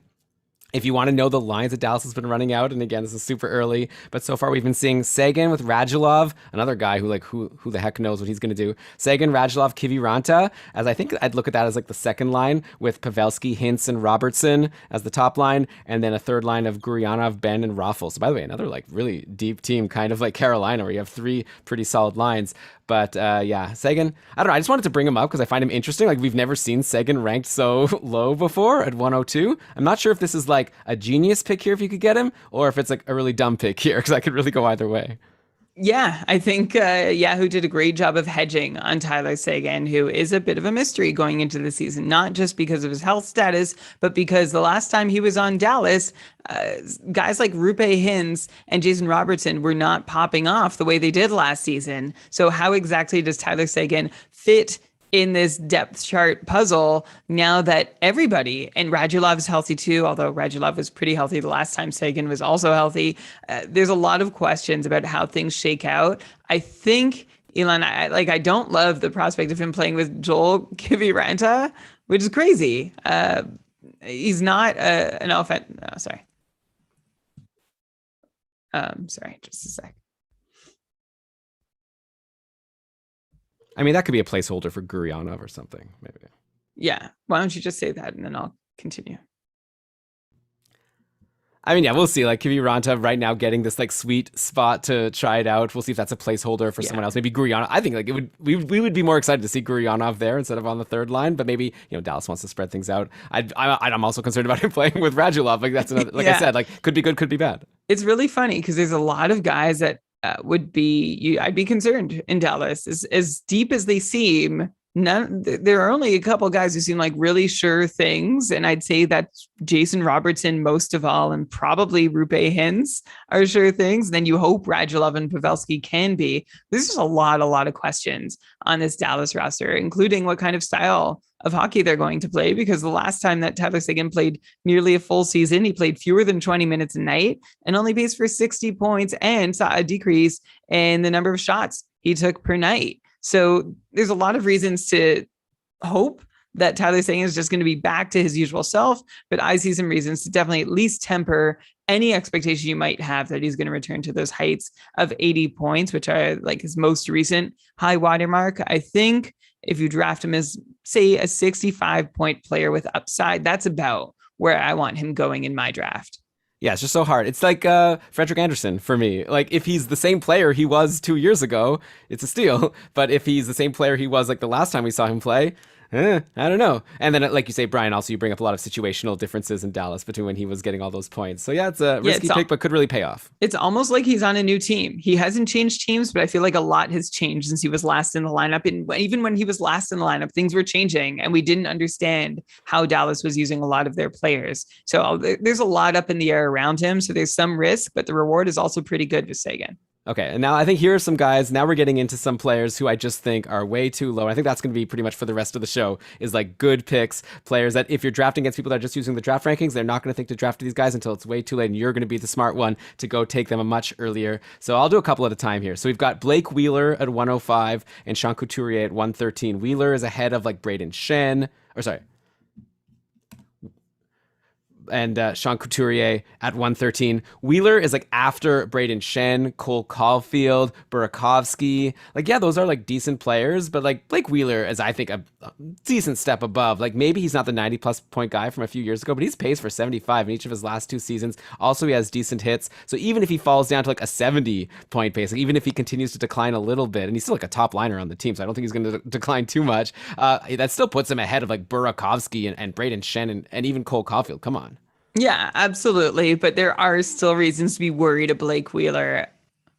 Yeah, absolutely. But there are still reasons to worry about Blake Wheeler. And some of them you actually, I think, might have just glossed over. The first is that it's been a while since he's been a 90-point player. I don't think we're looking. Okay, sorry. By the way, Brian, let's get into hurry up mode a little bit. Like respond with like 2 sentences. Okay, I'll be really quick. Yeah, there's reasons to still like Blake Wheeler for your fantasy team, but there are some red flags, and I'll just name them really quickly, one at a time. First, Blake Wheeler's 35 years old, so he's in the twilight of his career, which is showing he has had declining shot rates now for 5 consecutive seasons.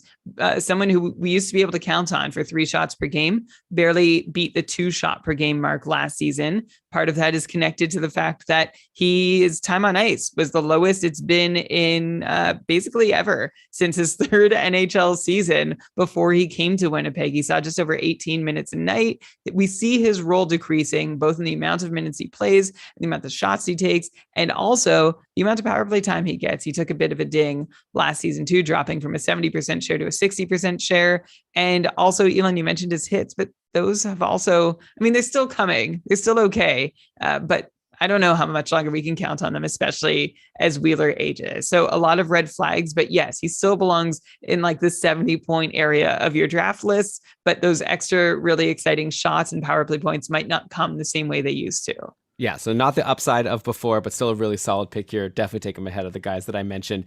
Shams in the chat here is asking, are there concerns for Ehlers to bump him off the first line? I mean, I guess it's possible. According to their scrimmage that they had on Saturday, they were rolling Connor, Scheifele, Wheeler, and then Ehlers with Dubois and Andrew Kopp, who, by the way, if that sticks, like whatever, like Ehlers just got a ton of points last year from a similar spot, but Andrew Kopp being there is actually pretty interesting, right? Because like Paul Stastny was generally in the top 6 last year, and Andrew Kopp got there only because of injury, I think, for the most part. But if Andrew Kopp holds that spot, he's someone who's like way down that Yahoo list. I don't think he's been drafted in a lot of the leagues that I've seen, so he's definitely someone you want to keep your eye on. Anyways, okay, so keeping on going here, Sean Couturier. This guy's like paced for 75 points, like almost every single season for the last like 4 seasons. Like, he's amazing, really reliable, 2.7 shots per game. I don't know why he's ranked like again below like a Shen, Caulfield, Burakovsky. Not to be mean to those guys, those are just the 3 names closest to Wheeler and Couturier that I just think like are clearly closer to 60-point guys at best and not 70-point guys, or even 70 plus. Like, I'd take Couturier, I think, over Blake Wheeler. He's been skating at practices with Giroux and Konechny, so just like top line deployment as you'd expect. So I just expect another 75-ish point pace season for Sean Couturier. So this is fairly low. And another guy I really like is Kevin Fiala, who then falls even further down to 128, the 79th forward. Fiala, I feel like he's just getting totally dinged for a slow start last year. Like, he was scoreless in his first 4 games, even though he took 19 shots. That's like a once in a lifetime thing. Normally, if a player takes 19 shots, at least one of them is going to go in.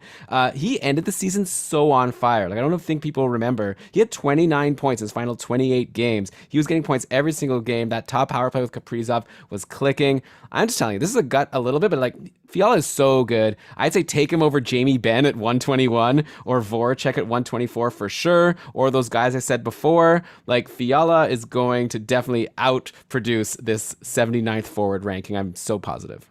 Easily. Well, he's been the 70th player off the board in a couple drafts, the 42nd forward off the board. And I think that's much more deserving, right ahead of Blake Wheeler and Sean Couturier. These 3 guys you mentioned are grouped together in the wrong place on Yahoo, are being grouped in the right place together in our couple drafts. Although I will say, of those 3, Wheeler is the one I'm least interested in. I can't remember if I ended my last piece on him by saying like 75 or 70 points, but there's some downside with Wheeler this year that I think you need to be cautious of.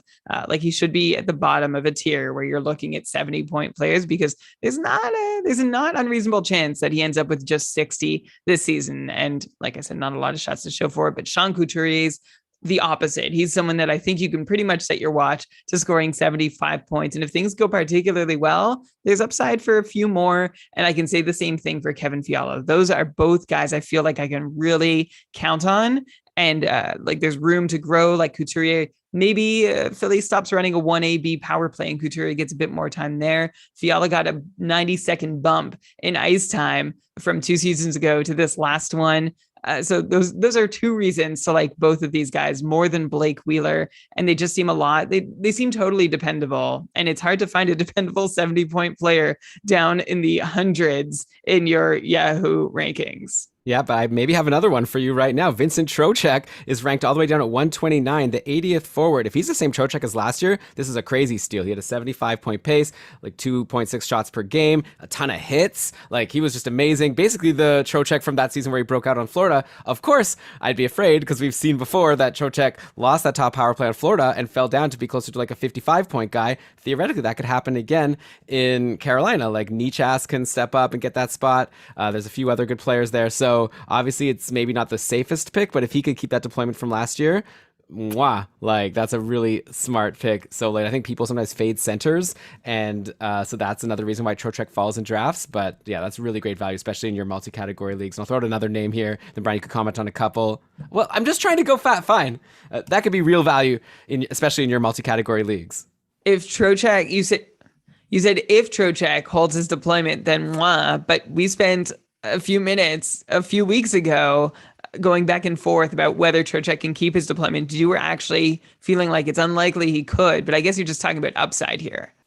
I didn't say it was unlikely. I said it's not a sure thing. I think there's a difference there, right? Like you seem to think that it was very likely that he was very likely to be bumped from my recollection of the conversation. Maybe I'm wrong. And like, so what's your stance? Like what percentage would you put your confidence that Trocheck stays on the top power play?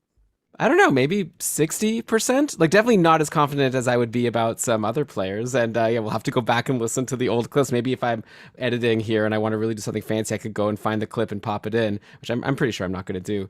But I don't know. What do you think, Brian? Like, I mean, last season we had Jordan Staal there a lot, and then obviously Aho, and then Teravainen was injured for a lot of the time. And then they have Martin Necas, who's this guy coming up. So they do have a lot of options there and only 4 forward spots. So I don't think it's a sure thing, but he was great last year. But he was great in Florida and he got bumped. That's what concerns me. For sure. I'll repeat my take from before, which is that he plays net front in Carolina. He plays it well. Necas doesn't play net front in Carolina. Thus, I don't think that Necas replaces Trocheck on the top power play. But Brian, sure. Breaking news. According to our chat, we haven't verified this. Go Hollywood is saying that according to a preseason game right now, he's looking like he's bumped and Necas is up there. Okay. Well, I guess that settles it. Trocheck off the top power play. Well, don't make fun now. Don't make fun now, Brian. I'm just saying. I said it was not a sure thing, and now we're seeing that it's clearly not. No, I'm not saying it's a sure thing either. I'm expressing the reasons why I think. I mean, to be fair, I'm actually not drafting him as high as I would if he were on the top power play. Like I keep passing on him in my drafts because I am worried he loses that spot. I just want to make sure that we're not assuming it's a fait accompli at this point.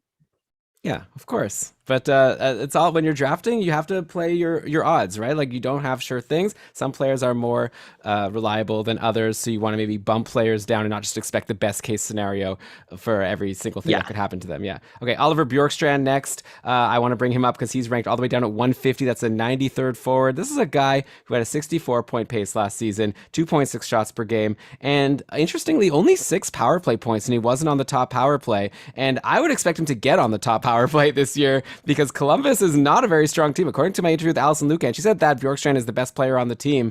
And so if he could, get that spot, we have a new coach in the system. Brad Larson, I believe is his name, instead of Tortorella. If you have like a Laine, Bjorkstrand, Voracek, and Nyquist, the top power play with Werenski, like maybe they could finally unlock something. Maybe not. I mean, Columbus has been forever since they've gotten a lot of power play points. But anyways, only 6 power play points from Bjorkstrand last year, and he still was a 64-point guy. Even if he just gets up to 10, we're all of a sudden looking at a 70-point guy, assuming everything stays the same at even strength. So anyways, regardless, even if you want to like nitpick about, maybe he's like not as good, blah, blah, blah, like I'd still take him over Pajot, who was ranked at 142 and Bjorkstrand's at 150, right? So like amazing value there if he falls this far. Yeah, I'm liking Bjorkstrand a lot this year, actually. I think that he can be had for great value, especially compared to the year before when, he was just breaking out and it was almost like a Svechnikov situation where everyone was really wanting to get in early. I see his ADP has fallen about a full round in a cupful drafts this season compared to last season. And I understand why. And that is something I think you can take advantage of. We can, like, you want to throw out the results from last year with Kuznetsov. I want to throw out the results last year with all of Columbus. It was a disaster of a year. His shot rates went down. His power play time went down. His power play points went down. But amidst all that Bjorkstrand still paced for 64 points, to me is really promising. That's a really nice floor to have. And I think there's a lot of opportunity to increase on that. Just one point of concern is you mentioned that top power play unit that he might land on. You didn't mention his centerman. So we just have to hope that one of Max Domi, Jack Roslovic, or Alexandre Texier, I think are probably the best candidates to be a solid centerman for Oliver Bjorkstrand. Or maybe he'll just Kaprizov or Fiala his way to a really great season without one. Yeah, so currently in camp right now, the line has been Laine, Sillinger, and Voracek. There's a guy named Cole Sillinger who's been centering one of their top lines, and then Bjorkstrand's been playing with Roslovic and a Hoffman, someone named Hoffman who I don't know. So again, you go to Game Day Line Tweets and we'll keep retweeting these Columbus lines. Obviously, it's still really early into camp. But even if he doesn't get the top power play, last year he didn't have it and he still had a pretty good year. So here's maybe even some more obvious options that are way too far down the list. You got Tyler Toffoli at 155 on Yahoo. This is a guy who had a 69-point pace last year. In camp, he's playing exactly where he thought he would with Suzuki and Caulfield. I think you can lock that in, that he's going to be a top line guy, but playing with really great distributors who can score, his 30-plus goal pace once again. So steal right there, guaranteed. 96 forward for Tyler Toffoli. Come on. And then even lower than him, you got Zach Hyman at 161. I talked about him with Dom Lucian at length last week about this guy's upside. He's already been practicing with McDavid on the top line. We'll see about the power play, but either way, we're getting to like ridiculous time now where we're talking about Zach Hyman at 96th.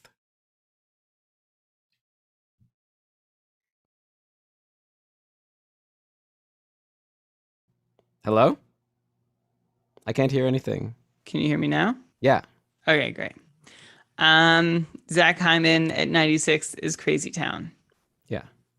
Zach Hyman, if you're using Dom's sheet, is one of these guys who just floats at the top of that sheet for rounds. And I think there's really good value. I mean, you talked about his upside on that episode, and I am big on his upside too. Last year, in a situation where, he had great line mates, but he had about 60 points and great peripherals, and I feel like he could do that again. Plus, maybe have a permanent spot on a top power play unit that sees a 75% share or more of the power play time in Edmonton. So yeah, Zach Hyman could absolutely be worth taking earlier than his Yahoo preseason ranking. And I don't know who are you more excited to have, between Hyman and Toffoli? I think I'll go Hyman. Toffoli's a good player, but Hyman is in the best spot maybe in the league with McDavid, and he has already shown he could be a 60-point guy. So maybe Toffoli has, he showed last year he could be a 70-point guy, but Hyman just showed he was a 60-point guy. I think it's close, actually, but I would take Hyman. What do you think? I think I would also take Hyman just because I love that peripheral floor, although Toffoli has that great shot-taking floor. So they're both pretty quality guys with upside. I think Hyman's upside, if you count his peripherals, if they're worth something like they are in the couple, I think his total upside is higher than Toffoli's, but they're pretty close. I agree. Yeah. Are you just going to go deep now and try and find the I'll just keep going. Biggest buried gems? I'll say a bunch. I think you should just roll through it. Okay. Yeah, at the end of the day, if you're getting a top line and potentially top power play player at like 155 plus in this Yahoo ranking, you're laughing in your draft if people are taking the types of players that are up ahead. Like I said, like a Jake G. Pajot. Like, come on, how is he higher than Toffoli and Hyman? I don't know. Like, I actually don't get like how they come up with this. Like, is it some like weak computer algorithm that they just sort of get to spit out the rankings every year and they don't double check it? Are they hiring someone who just doesn't really know what they're doing? Like I like Yahoo, like they have a very polished site. I don't know. I'd be very curious to know if anyone knows who does this. This is the interview I'd want so badly to get the person who does the Yahoo rankings. Brian and I would do it for free. Honestly, we could just crowdsource this as the patrons. They'd give us a perfect ranking. We do have patron rankings every year all throughout the summer, and our ranking is much better than this. But anyways, okay, so here, let me rhyme off some more guys now that are really good value picks. We've got Dylan Larkin at 164. Yeah, he had a down year last year, but I'm very excited to have him back with Bertuzzi, at least for the non-Canadian games. And then we've got Verana. You got to expect at some point Detroit's going to start scoring some goals, and Larkin does have that great ceiling. And again, this is super late. Right after Larkin is Connor Garland, a guy who had a great breakout season last year. Now he goes to Vancouver. We've been seeing some interesting lines on Vancouver. Actually, let me bring them up quickly over at GameDayLineTweets.com. And we've been seeing... where have we been seeing him again? Actually, I don't really know if I've seen... Okay. We've got Connor Garland, who had that great breakout season last year. Now he goes to Vancouver, where I'd imagine he's going to be in the top 6. I've been seeing some inklings of him maybe playing with Pettersson. Like, of course, we aren't able to see line combinations with Pettersson in the picture because he's still not signed, which I really wish Vancouver can take care of really soon. But, you know, worst case, he goes to the second line and plays with, like, Bo Horvat. So I think it's a really good spot for Connor Garland to at least be like a 60-ish point guy, 55, 60. So great value. Keep going down the list. Jonathan Taves at 179. Everyone's just forgetting about Jonathan Taves. I don't see any reason why he can't be a 60-plus point guy. Again, maybe not like the closer to 80 like he was before he was injured. Again, this is like Tyler Seguin. Like, who is Jonathan Taves after missing a year? There's no way to know until we actually see him start playing games. I'll throw one more at you, Brian. Travis Konechny at 198. We're getting into, like, again, silly town here. Like, this is a guy who, like, yeah, last year actually wasn't that great, but he has the upside. He's shown us to be a 70-plus point guy. He's going to get great deployment in Philly. So, yeah, here's, you know, these are all these guys. Just put those stars beside them, add them to your queues, make sure that you don't forget about them, and Brian could respond, and then I'll throw a bunch more at you. Yeah, these are guys that are being forgotten by Yahoo, but I bet Taves and Konechny especially are also being forgotten by a lot of the people you're drafting with. Even as they do scroll through the Yahoo rankings, I don't think those names necessarily jump off the page. You hope Taves is back and healthy, and you hope Konechny can recover from what was just an awful year. But Philly is one of these teams, we've talked about this a lot, that you really can right off their last season. And it's promising to see him start camp with Couture and Giroux. Not that that means anything long term, but yeah, I'd love for him to get back some of the minutes he lost last season, some of the power play time he lost last season, and of course that would lead to him getting some of the points back that he lost last season. When he had that 76-point pace, I felt Konechny was putting it together in a pretty sustainable way. So I think it's absolutely within reach. Of course, the downside is there that he lands around 55 points again, but I like him there. I like a healthy Taves there. You're taking a bit of a risk. And then Garland and Larkin, of course, also provide more value than where they're ranked by Yahoo.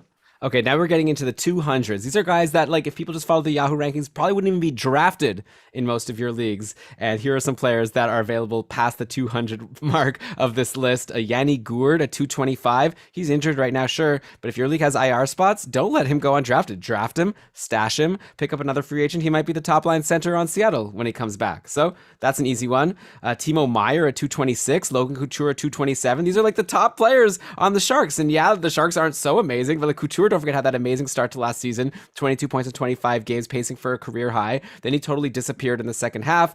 Shang Peng says he thinks it was injury related. Brian called that he was going to slow down anyway. So yeah, maybe don't expect like whatever 75 point pace. I'm not saying that, but you know, probably he could at least do what he was doing previously in his career, like 60, 65 point pace. Obviously someone worth drafting higher than 227. Timo Meier, who knows like what's going to happen with Evander Kane and his whole legal situation. But if Kane's out, that opens up potentially a top power play spot finally for Timo Meier, and he could potentially be one of the top scorers on this team. 240, we've got JVR. That's about, okay, 239 are Andreas Athanasiou, 240, James Van Riemsdyk. Like, come on, JVR, 18 points in his first 13 games last year, 28 points in his first 25 games. Like, basically for half the season, he was unstoppable. He fell off at the end, still ended with a 63-point pace. I think that averages out to around what he could do, maybe a little bit lower. Definitely not someone you want to leave undrafted. He's been playing with Frost and Farabee so far at camp. So I guess that's kind of like, on one hand, you could say that's like amazing because Frost and Farabee are these two really great prospects, or you can say, oh, that's not that good because they're not ready yet. So obviously we'll have to see how those guys shake out. That's probably going to determine a lot about how good Philly is next year if their young players are ready to step up, including, of course, Carter Hart. But yeah, JVR is someone I definitely like at 240. And then another guy I already brought up, Tomas Tatar, top line player on New Jersey, playing with Jack Hughes at 274. Come on. Jesper Bratt, by the way, at 322. So I guess Yahoo just doesn't like the Devils because, again, we already talked about Dougie Hamilton being too low for defensemen. There must be something in their formula about how many goals a team scored last season or how offensive they looked, although the Devils were mid-pack-ish. But yeah, I expect, we've talked a lot about Tatar. He's my pick to have a big breakout season and be with a team that appreciates and needs him. So I'd really like that to work. Of course, it's not a sure thing. And JVR, we talked about last week, as someone who is safe to place in the 55, 60 point range and with upside for a little bit more. Just keep in mind, as it was just mentioned in the chat by Go Hollywood, that who makes the good point that Philly is looking to roll a balanced top 9 this year, it looks like. So maybe no one is going to have that huge upside, and maybe you ding everyone a couple points the same way you would Andrei Svechnikov in Carolina. Yeah, I'm looking at like Giroux, Couturier, Konechny, JVR, Frost, Farabee, and then I'm just looking at like some tweets by Charlie O'Connor and Jordan Hall here from their practices. Cam Atkinson right now not in a great spot, like playing with Brassard and Oscar Lindblom. If that holds, then yeah, we're looking at Cam Atkinson not being as exciting as he was in Columbus, where he was a top line player for most of his time there. All right, so let's keep going down. So speaking of Columbus, Gustav Nyquist is a 304, so obviously Yahoo just completely forgot about him. I could see him being like a top line, top power play guy. So we'll see what happens. Don't forget about him. Maybe like you don't need to draft him because I don't think if you get to late in your draft and no one's taken him yet, I'd imagine unless they listen to this show, they just forgot about him just like Yahoo. But definitely put him on your watch list and see how he's getting deployed and how he's doing. Tyler Bertuzzi at 306. Yeah, the vaccine thing is nuts, but still likely to be a top line, top power play guy with Larkin. He's had a lot of chemistry with him in the past. I definitely am noticing a pattern here, which Shane brought up in the chat. It looks like a lot of these good value guys are players who missed time last year. So maybe Yahoo's algorithm is just they really ding players who haven't played. They're not looking at points per game. They're just looking at total points. And so obviously Nyquist and Bertuzzi just fall off the list, apparently. Keeping going, Jordan Kyrou at 357. I don't know. Like he's like a prospect that had a good run at the start of last year, then kind of got bumped down the St. Louis lineup. And I know this year, like St. Louis is once again pretty stacked. They've just brought in Buchnevich. Tarasenko is back, so maybe it's not going to be Kyrou's year, but he's someone I'd have on my watch list. I'll throw a couple more at you, Brian. This is fun. Christian Dvorak. Maybe one day I should try doing a podcast the whole time. I just like name players for 2 hours. I wonder if people would like that. I don't even need a co-host. But okay. I like that this is a very much similar or reminiscent of the type of Yahoo ratings episodes we used to do, which I pointed out at the start, where we just name the player and say that's ridiculous, which is that's the end. I hope we've provided you with a lot of quality content and analysis along the way. Yeah, at this point, it's just like take some notes of which players to, put in your queue for your drafts. Okay, so like I said, Kyrou, Dvorak, Charlie Coyle at 362, another guy you could draft and stash because he's injured right now, but I think he's the front runner to be the second line center on Boston for whatever that's worth, playing with Taylor Hall. Jared McCann at 349. I love that. Right? Like in training camp so far, he's been on the top line in Seattle with Schwartz and Eberle. Dom Lucian pegged him to be a good breakout candidate. He already had a good breakout last year, pacing for almost 60 points over in Pittsburgh. And now he might be able to get that top deployment that he's never really seen in his career. So he could maybe be the next Marchessault, I think was the comparison that Dom threw out there. One more. Chandler Stevenson at 374. He's at camp playing with Stone and Pacioretty just like last year. How can you not be at least a 50-point guy if you're playing with Stone and Pacioretty? If you're Chandler Stevenson. I mean, 50 points, you say at least 50 points, like there's a ton of upside for more. I'm not sure there is. Like he's been in this role for a little while now, about a season and a half. And I think you could hope for 55 points, but there's not as much upside as you'd hope for from someone who is playing with Stone and Pacioretty. So just keep that in mind. Keep your expectations tempered, but it is a pretty safe and nice place to be on the depth chart. Yeah, he paced for 56 points last year. Maybe he takes a small hit, but I think he'll probably just be around the same. Be right around there, yeah. Yeah, unless like Pacioretty takes a big hit as he's aging. But I really hope that doesn't happen because I picked Pacioretty pretty high in my keeper league. A couple defensemen that are like crazy low. Ryan Pulock at 376. That's a 78th D. He's a good peripheral guy. Who knows what opportunities arise with Leddy out of the picture? I'd expect like Noah Dobson or maybe even Eric Gustafsson to get power play one opportunities ahead of Pulock, but he still pays for 42 points in 2019-20. Like not being a top power play guy. Last year he totally disappeared, and that's I guess why Yahoo has bumped him all the way down, but I think he's a good upside guy, or even if not, like a good peripheral guy. Then you got Connor Murphy just for peripherals, but at 539, that's how far down I am on the list at this point. If you're in a multi-category league, you know about Connor Murphy because he was really valuable last year. I don't expect anything to change, so definitely pick up Connor Murphy. Actually, I'm going to point out that Connor Murphy was not really valuable last year. I had him. I was actually really excited to have him on my couple team, and he did not provide the value that I was used to seeing from Connor Murphy, which was a bummer. It wasn't like a huge drop from what he's done in previous years, but it was, when you're already sort of just barely above the replacement level line in the cupful, if you fall from that, then you are replacement level. So Connor Murphy is someone who's great for peripherals, especially if you need to load up at the last minute in a categories league. But just keep in mind that you might not be able to expect quite as high peripherals if he doesn't start throwing them up again the way he did a couple seasons back. Yeah, he averaged around 3.5, a couple points per game last year, which is pretty, like, I don't know, to me it's kind of impressive considering, like, we give 0.5 for a shot, 0.5 for a hit, 0.25 for a hit. Oh, wait, we give 0.5 for a shot, 0.5 for a block, 0.25 for a hit, and then you need a goal or an assist to get, like, an assist is worth 3 points. He was averaging over an assist per game, at least, in terms of his total fantasy points. So yeah, obviously I'm saying, like, this is like if you just need a defenseman at the end of your draft and you're in a kind of a deep league, go and grab Connor Murphy because he's totally off the list completely. Okay, so where should we go next? Completely.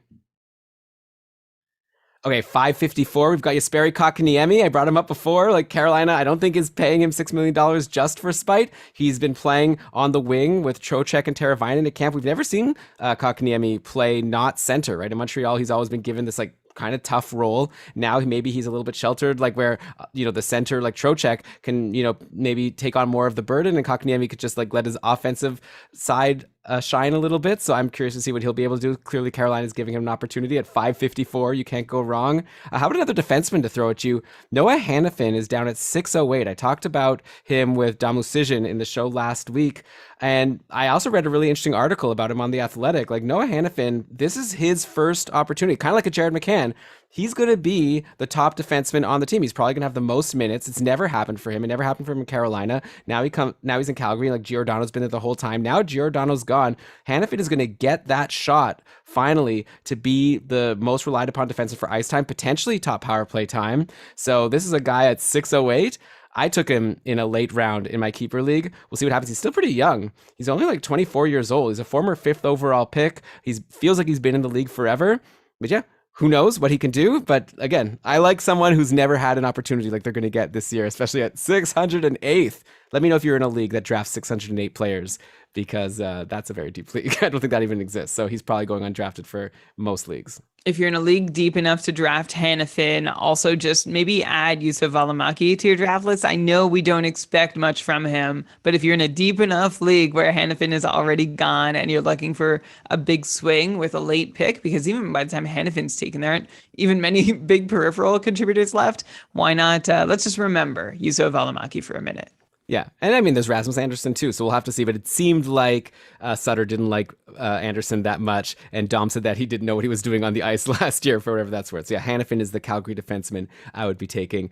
Okay, so let's do 3 more. Way down the list here. At 681, you've got Casey Middlestat, who's likely, or maybe potentially going to be the top line center on Buffalo, although I've been seeing actually in practices Dylan Cousins also been playing there with Olofsson and Skinner, so obviously not the most upside, but someone you should at least have on your watch list. Casey Middlestat, he had a strong end to last season when he started getting a good role. How about Michael Bunting, way down at 751? I know Toronto has like a bunch of players that are going to be vying for top 6 spot. He played with Tavares in an exhibition game on Saturday and scored a goal. goal. So we'll see if maybe that gives him the inside track to hold that spot. Obviously, you're going to be watching the lines for Toronto, but if Michael Bunting ends up in that top 6, playing either with Matthews or playing with Tavares, then he's worth a pick right at the end of your draft. And then like way down, the last player I'll bring up at 1473, you may not have even realized Yahoo goes this deep, but maybe take a shot on Dmitry Yaskin. We brought him up a few shows ago. He was breaking goal records in the KHL for the last couple of years. Now he comes to the NHL, and we'll see if he can, he can keep up what he was doing in the KHL. Last time he was in the NHL, he wasn't too much of an impact player. He probably was still worth drafting in, category leagues where hits were counted because he's always been good for hits. But if he has that goal scoring touch all of a sudden, who knows? He's definitely better than Jeffrey Veal, who is the player ranked right ahead of him at 1451. Sorry. Sounds delicious. Wasn't worth interrupting you for. Sorry. Oh, you can just respond. Without saying sounds. What was your tweet today? You did a tweet today that I thought was like a classic Brian joke. What was it? Oh, Fantrax did a pop-up, I guess, telling us some new players added to the draft pool. Oh, yeah. So you wrote, "This is breaking news." Yeah, it's funny. All right. Okay. So, yeah. Better than Jeffrey Veal at 1451. As delicious as Jeffrey Veal sounds at 1451, Dmitry Yaskin is much more tantalizing. And Elon, thank you for reminding me about him. I just added him to my queue in a draft that's happening right now. And of course, Michael Bunting is a good name that's been on our radars for a little bit. His in-camp competition right now are the likes of Nick Ritchie and Ilya Mikheyev, and maybe Josh Hosang and Andre Kasha. But there's a lot of players in the mix in Toronto, and we'll watch the herd get called one by one as we get closer to opening night. But Michael Bunting seems to be, I'd say, like one of the top 3 players to have a shot to land in the top 6 is the third piece on the Tavares or Matthews line. Yeah, let me just bring it up. I think there's even like a couple more guys. Like there's really a lot of people there that might. Did you say Nick Ritchie? Yeah. Okay. You didn't say Nick Robertson, right? I didn't say Nick Robertson. Yeah, there's even Nick Robertson. Yeah, it's like such a crowded competition. Nikita Gusev. Oh yeah, I would love that. As much as I'm like into bunting, it would be really cool if Gusev can do this. Like, he was such a stud in the KHL. We were talking about this on our Discord about, I guess, some players, just the way that the game is played in Russia. It's a bigger ice surface. I guess some players just can't carry over what they're doing in the KHL over to the NHL. We'll see if that's the case with Yaskin. Unfortunately, it wasn't the case with Nikita Gusev, but who knows? Maybe he gets a chance to be remade just like Galchenyuk was last year now that he's on the Leafs. But okay, Brian, so I think that's enough. This is probably one of the most dense episodes we've ever done of Keeping Karlsson in terms of numbers of players discussed. But that is our walk through the Yahoo rankings. So once again, maybe you're gonna have to go back, listen to this episode again, or we'll look at the show notes where we'll list all the players that we discussed. And yeah, those are all players except for the players that we said were ranked too high. Those are all guys you want to make sure you don't forget about come draft day. So yeah, thank you so much for listening to this podcast. We really hope that you've been enjoying our preseason content. We've got another perennial show coming at you next week because we're going to be doing our yearly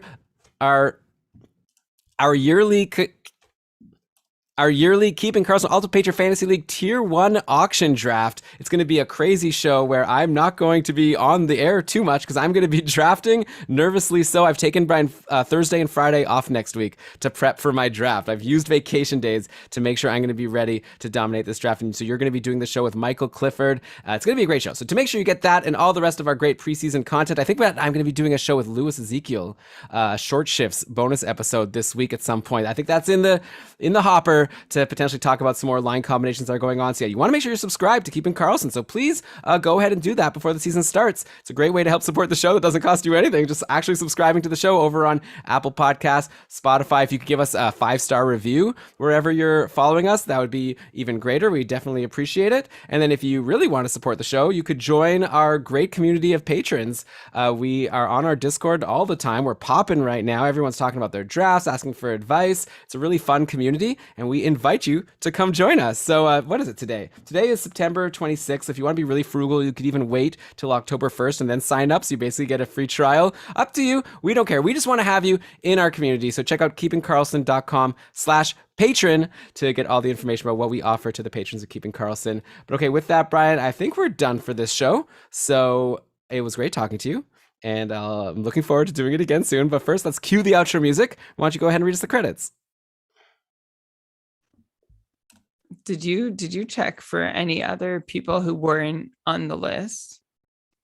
No, I said in the last episode that people need to opt in themselves. Okay, so then I don't need to mention them. Okay, great. All right, this episode of the Keeping Karlsson Fantasy Hockey Podcast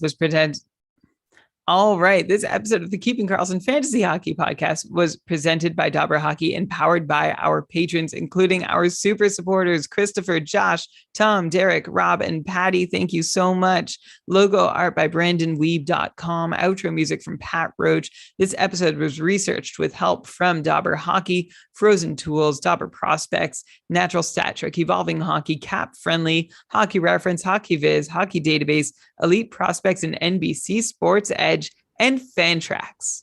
Of course. Yes. Thank you so much, Brian. Special note to the people who I've emailed to join your Yahoo League. Please do so for the Cupful. We're still waiting on a couple people there. There's also a couple people who I've invited or I want to invite to your Cupful League. You've been placed in division. You signed up. You're a patron, but you still haven't gotten on Discord. So please check your email to make sure that you got that. But yeah, like I said, there might even still be a potential open spot for the Keeping Karlsson Ultimate Patron Fantasy League. So just like mentioning that, tweet at us if you want to get in. We might be able to sneak you in to this last team, Tier 7 Borowiecki. But okay, great job again, Brian. Like I said, nice talking to you. Thanks to the listeners. Thanks to the live show viewers. This chat has been really fun. But okay, Brian, let's say the catchphrase and get out of here. All right. What's the cat? Sure, I'll say the catchphrase, and when I say it, I mean it. Please do everything you can to make sure that fantasy hockey is for everyone.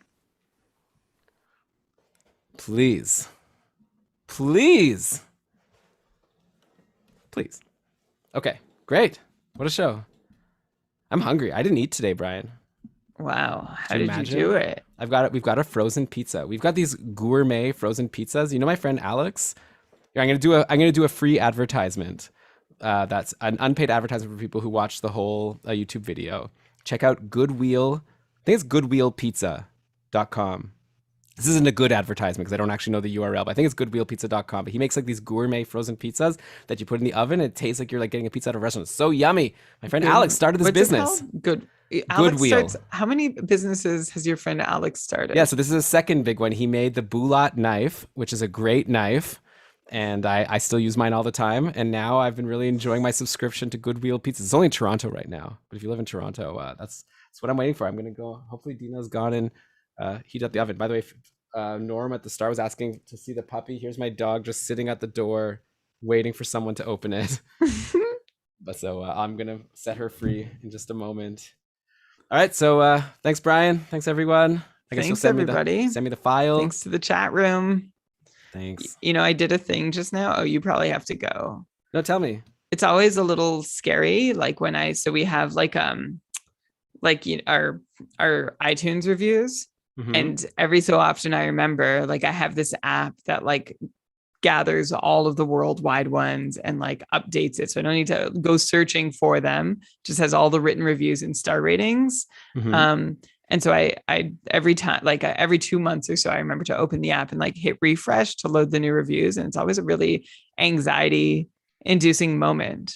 Like I don't want to, it's hard when we're going to see some like weird or mean stuff written about us. So do I need to brace myself? No, we're very lucky. We have like a lot of really friendly, like, and kind reviews written for us and 5 stars. The last one, I hadn't done this since July 2020. And the reason why is because the review was 1 star and it was by someone who put their username as KKK_fantasy. Oh no. And said they are knowledgeable, but life isn't fair, and these two don't have the voices to reach mainstream success. And We're not asking for mainstream success. And the title of it is One Weirdo, One Girl, Zero's Cups. It's really like this person like took some personal shots. And the one before that was from June 2020. It was 5 stars, titled Y'all on Holiday, and the review content was 3 question marks. So like, yeah, I wasn't feeling so confident that when I refreshed the feed, we would see some good stuff. Brian, I think your voice is great. And I thought it could be a mainstream I thought they were talking about your voice. Well, now I want you to compliment my voice. They Your said voice. They were insulting both of them. Your voice is great too. Anyway, we have 36 new 5-star reviews since the last time I refreshed it, which is nice. We are blessed. We are blessed. We have some really nice. Could we cash them in? For what? I don't know. That would be cool. Okay, let's say. A side of business. I'm just doing some quick math. Do it. We probably have about 1,800.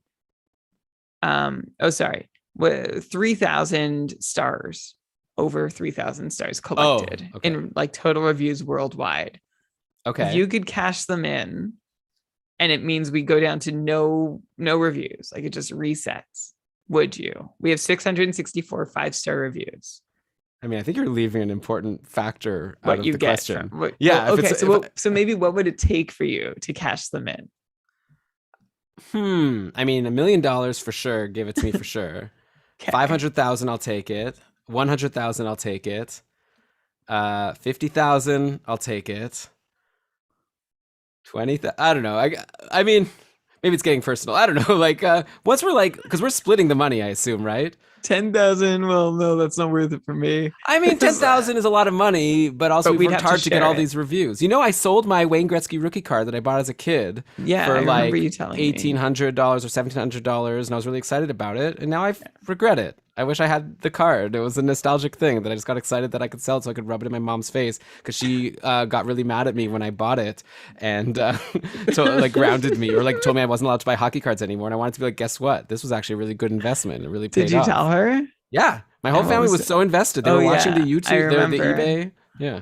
I remember you shared this on a Patreon cast. It was great. Oh, okay. But yeah, now I don't have the card and I want it back. So I don't know. I feel like I'd want. I don't think so. It's fine. Well, it's fine. But I'm just saying, like, I feel like I'd feel the same about those reviews. What if you just offered what you paid for it plus $10?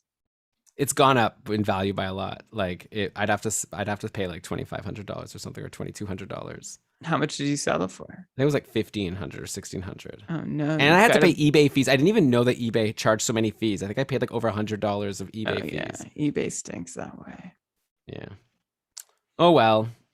So I guess if anyone's still listening, just so you know, we're live still. It's been a while since we've had a fresh written iTunes review, and those go a long way. So if you are up for it, you can break the 6-month dry spell, since I can see the last written. Like, we've gotten ratings, star ratings, but an actual written review is really lovely for us. Especially at such a critical time of the season. We should say it at the start of the next show. Rob's sister Nino always says at the start of the shows, at the start of the season, all the things he wants. Let's say it. Well, next show's the auction draft. It's going to be crazy. Oh, God. We could try to say it. Is that really the next show? Yeah, man. Oh, not the next show for us, but the next show for you. Oh, I'm doing my Joel with Lewis. Goodness. Get ready. Block off your calendar. All right, I got to go. See ya. Bye, everybody. Send me a link to this pizza thing. Goodwheel Pizza. Just send me a link. Do you want me to send you a link that says Goodwheel Pizza? Yeah. Goodwheel Pizza. It is goodwheelpizza.com. Okay, you still want me to send it? Oh. Send it to me. Look at this. I'm like your secretary here. Thanks, Sec. Oh, I'm still recording this too. Okay. See ya, everybody. Okay, bye, everyone. Thanks for being here.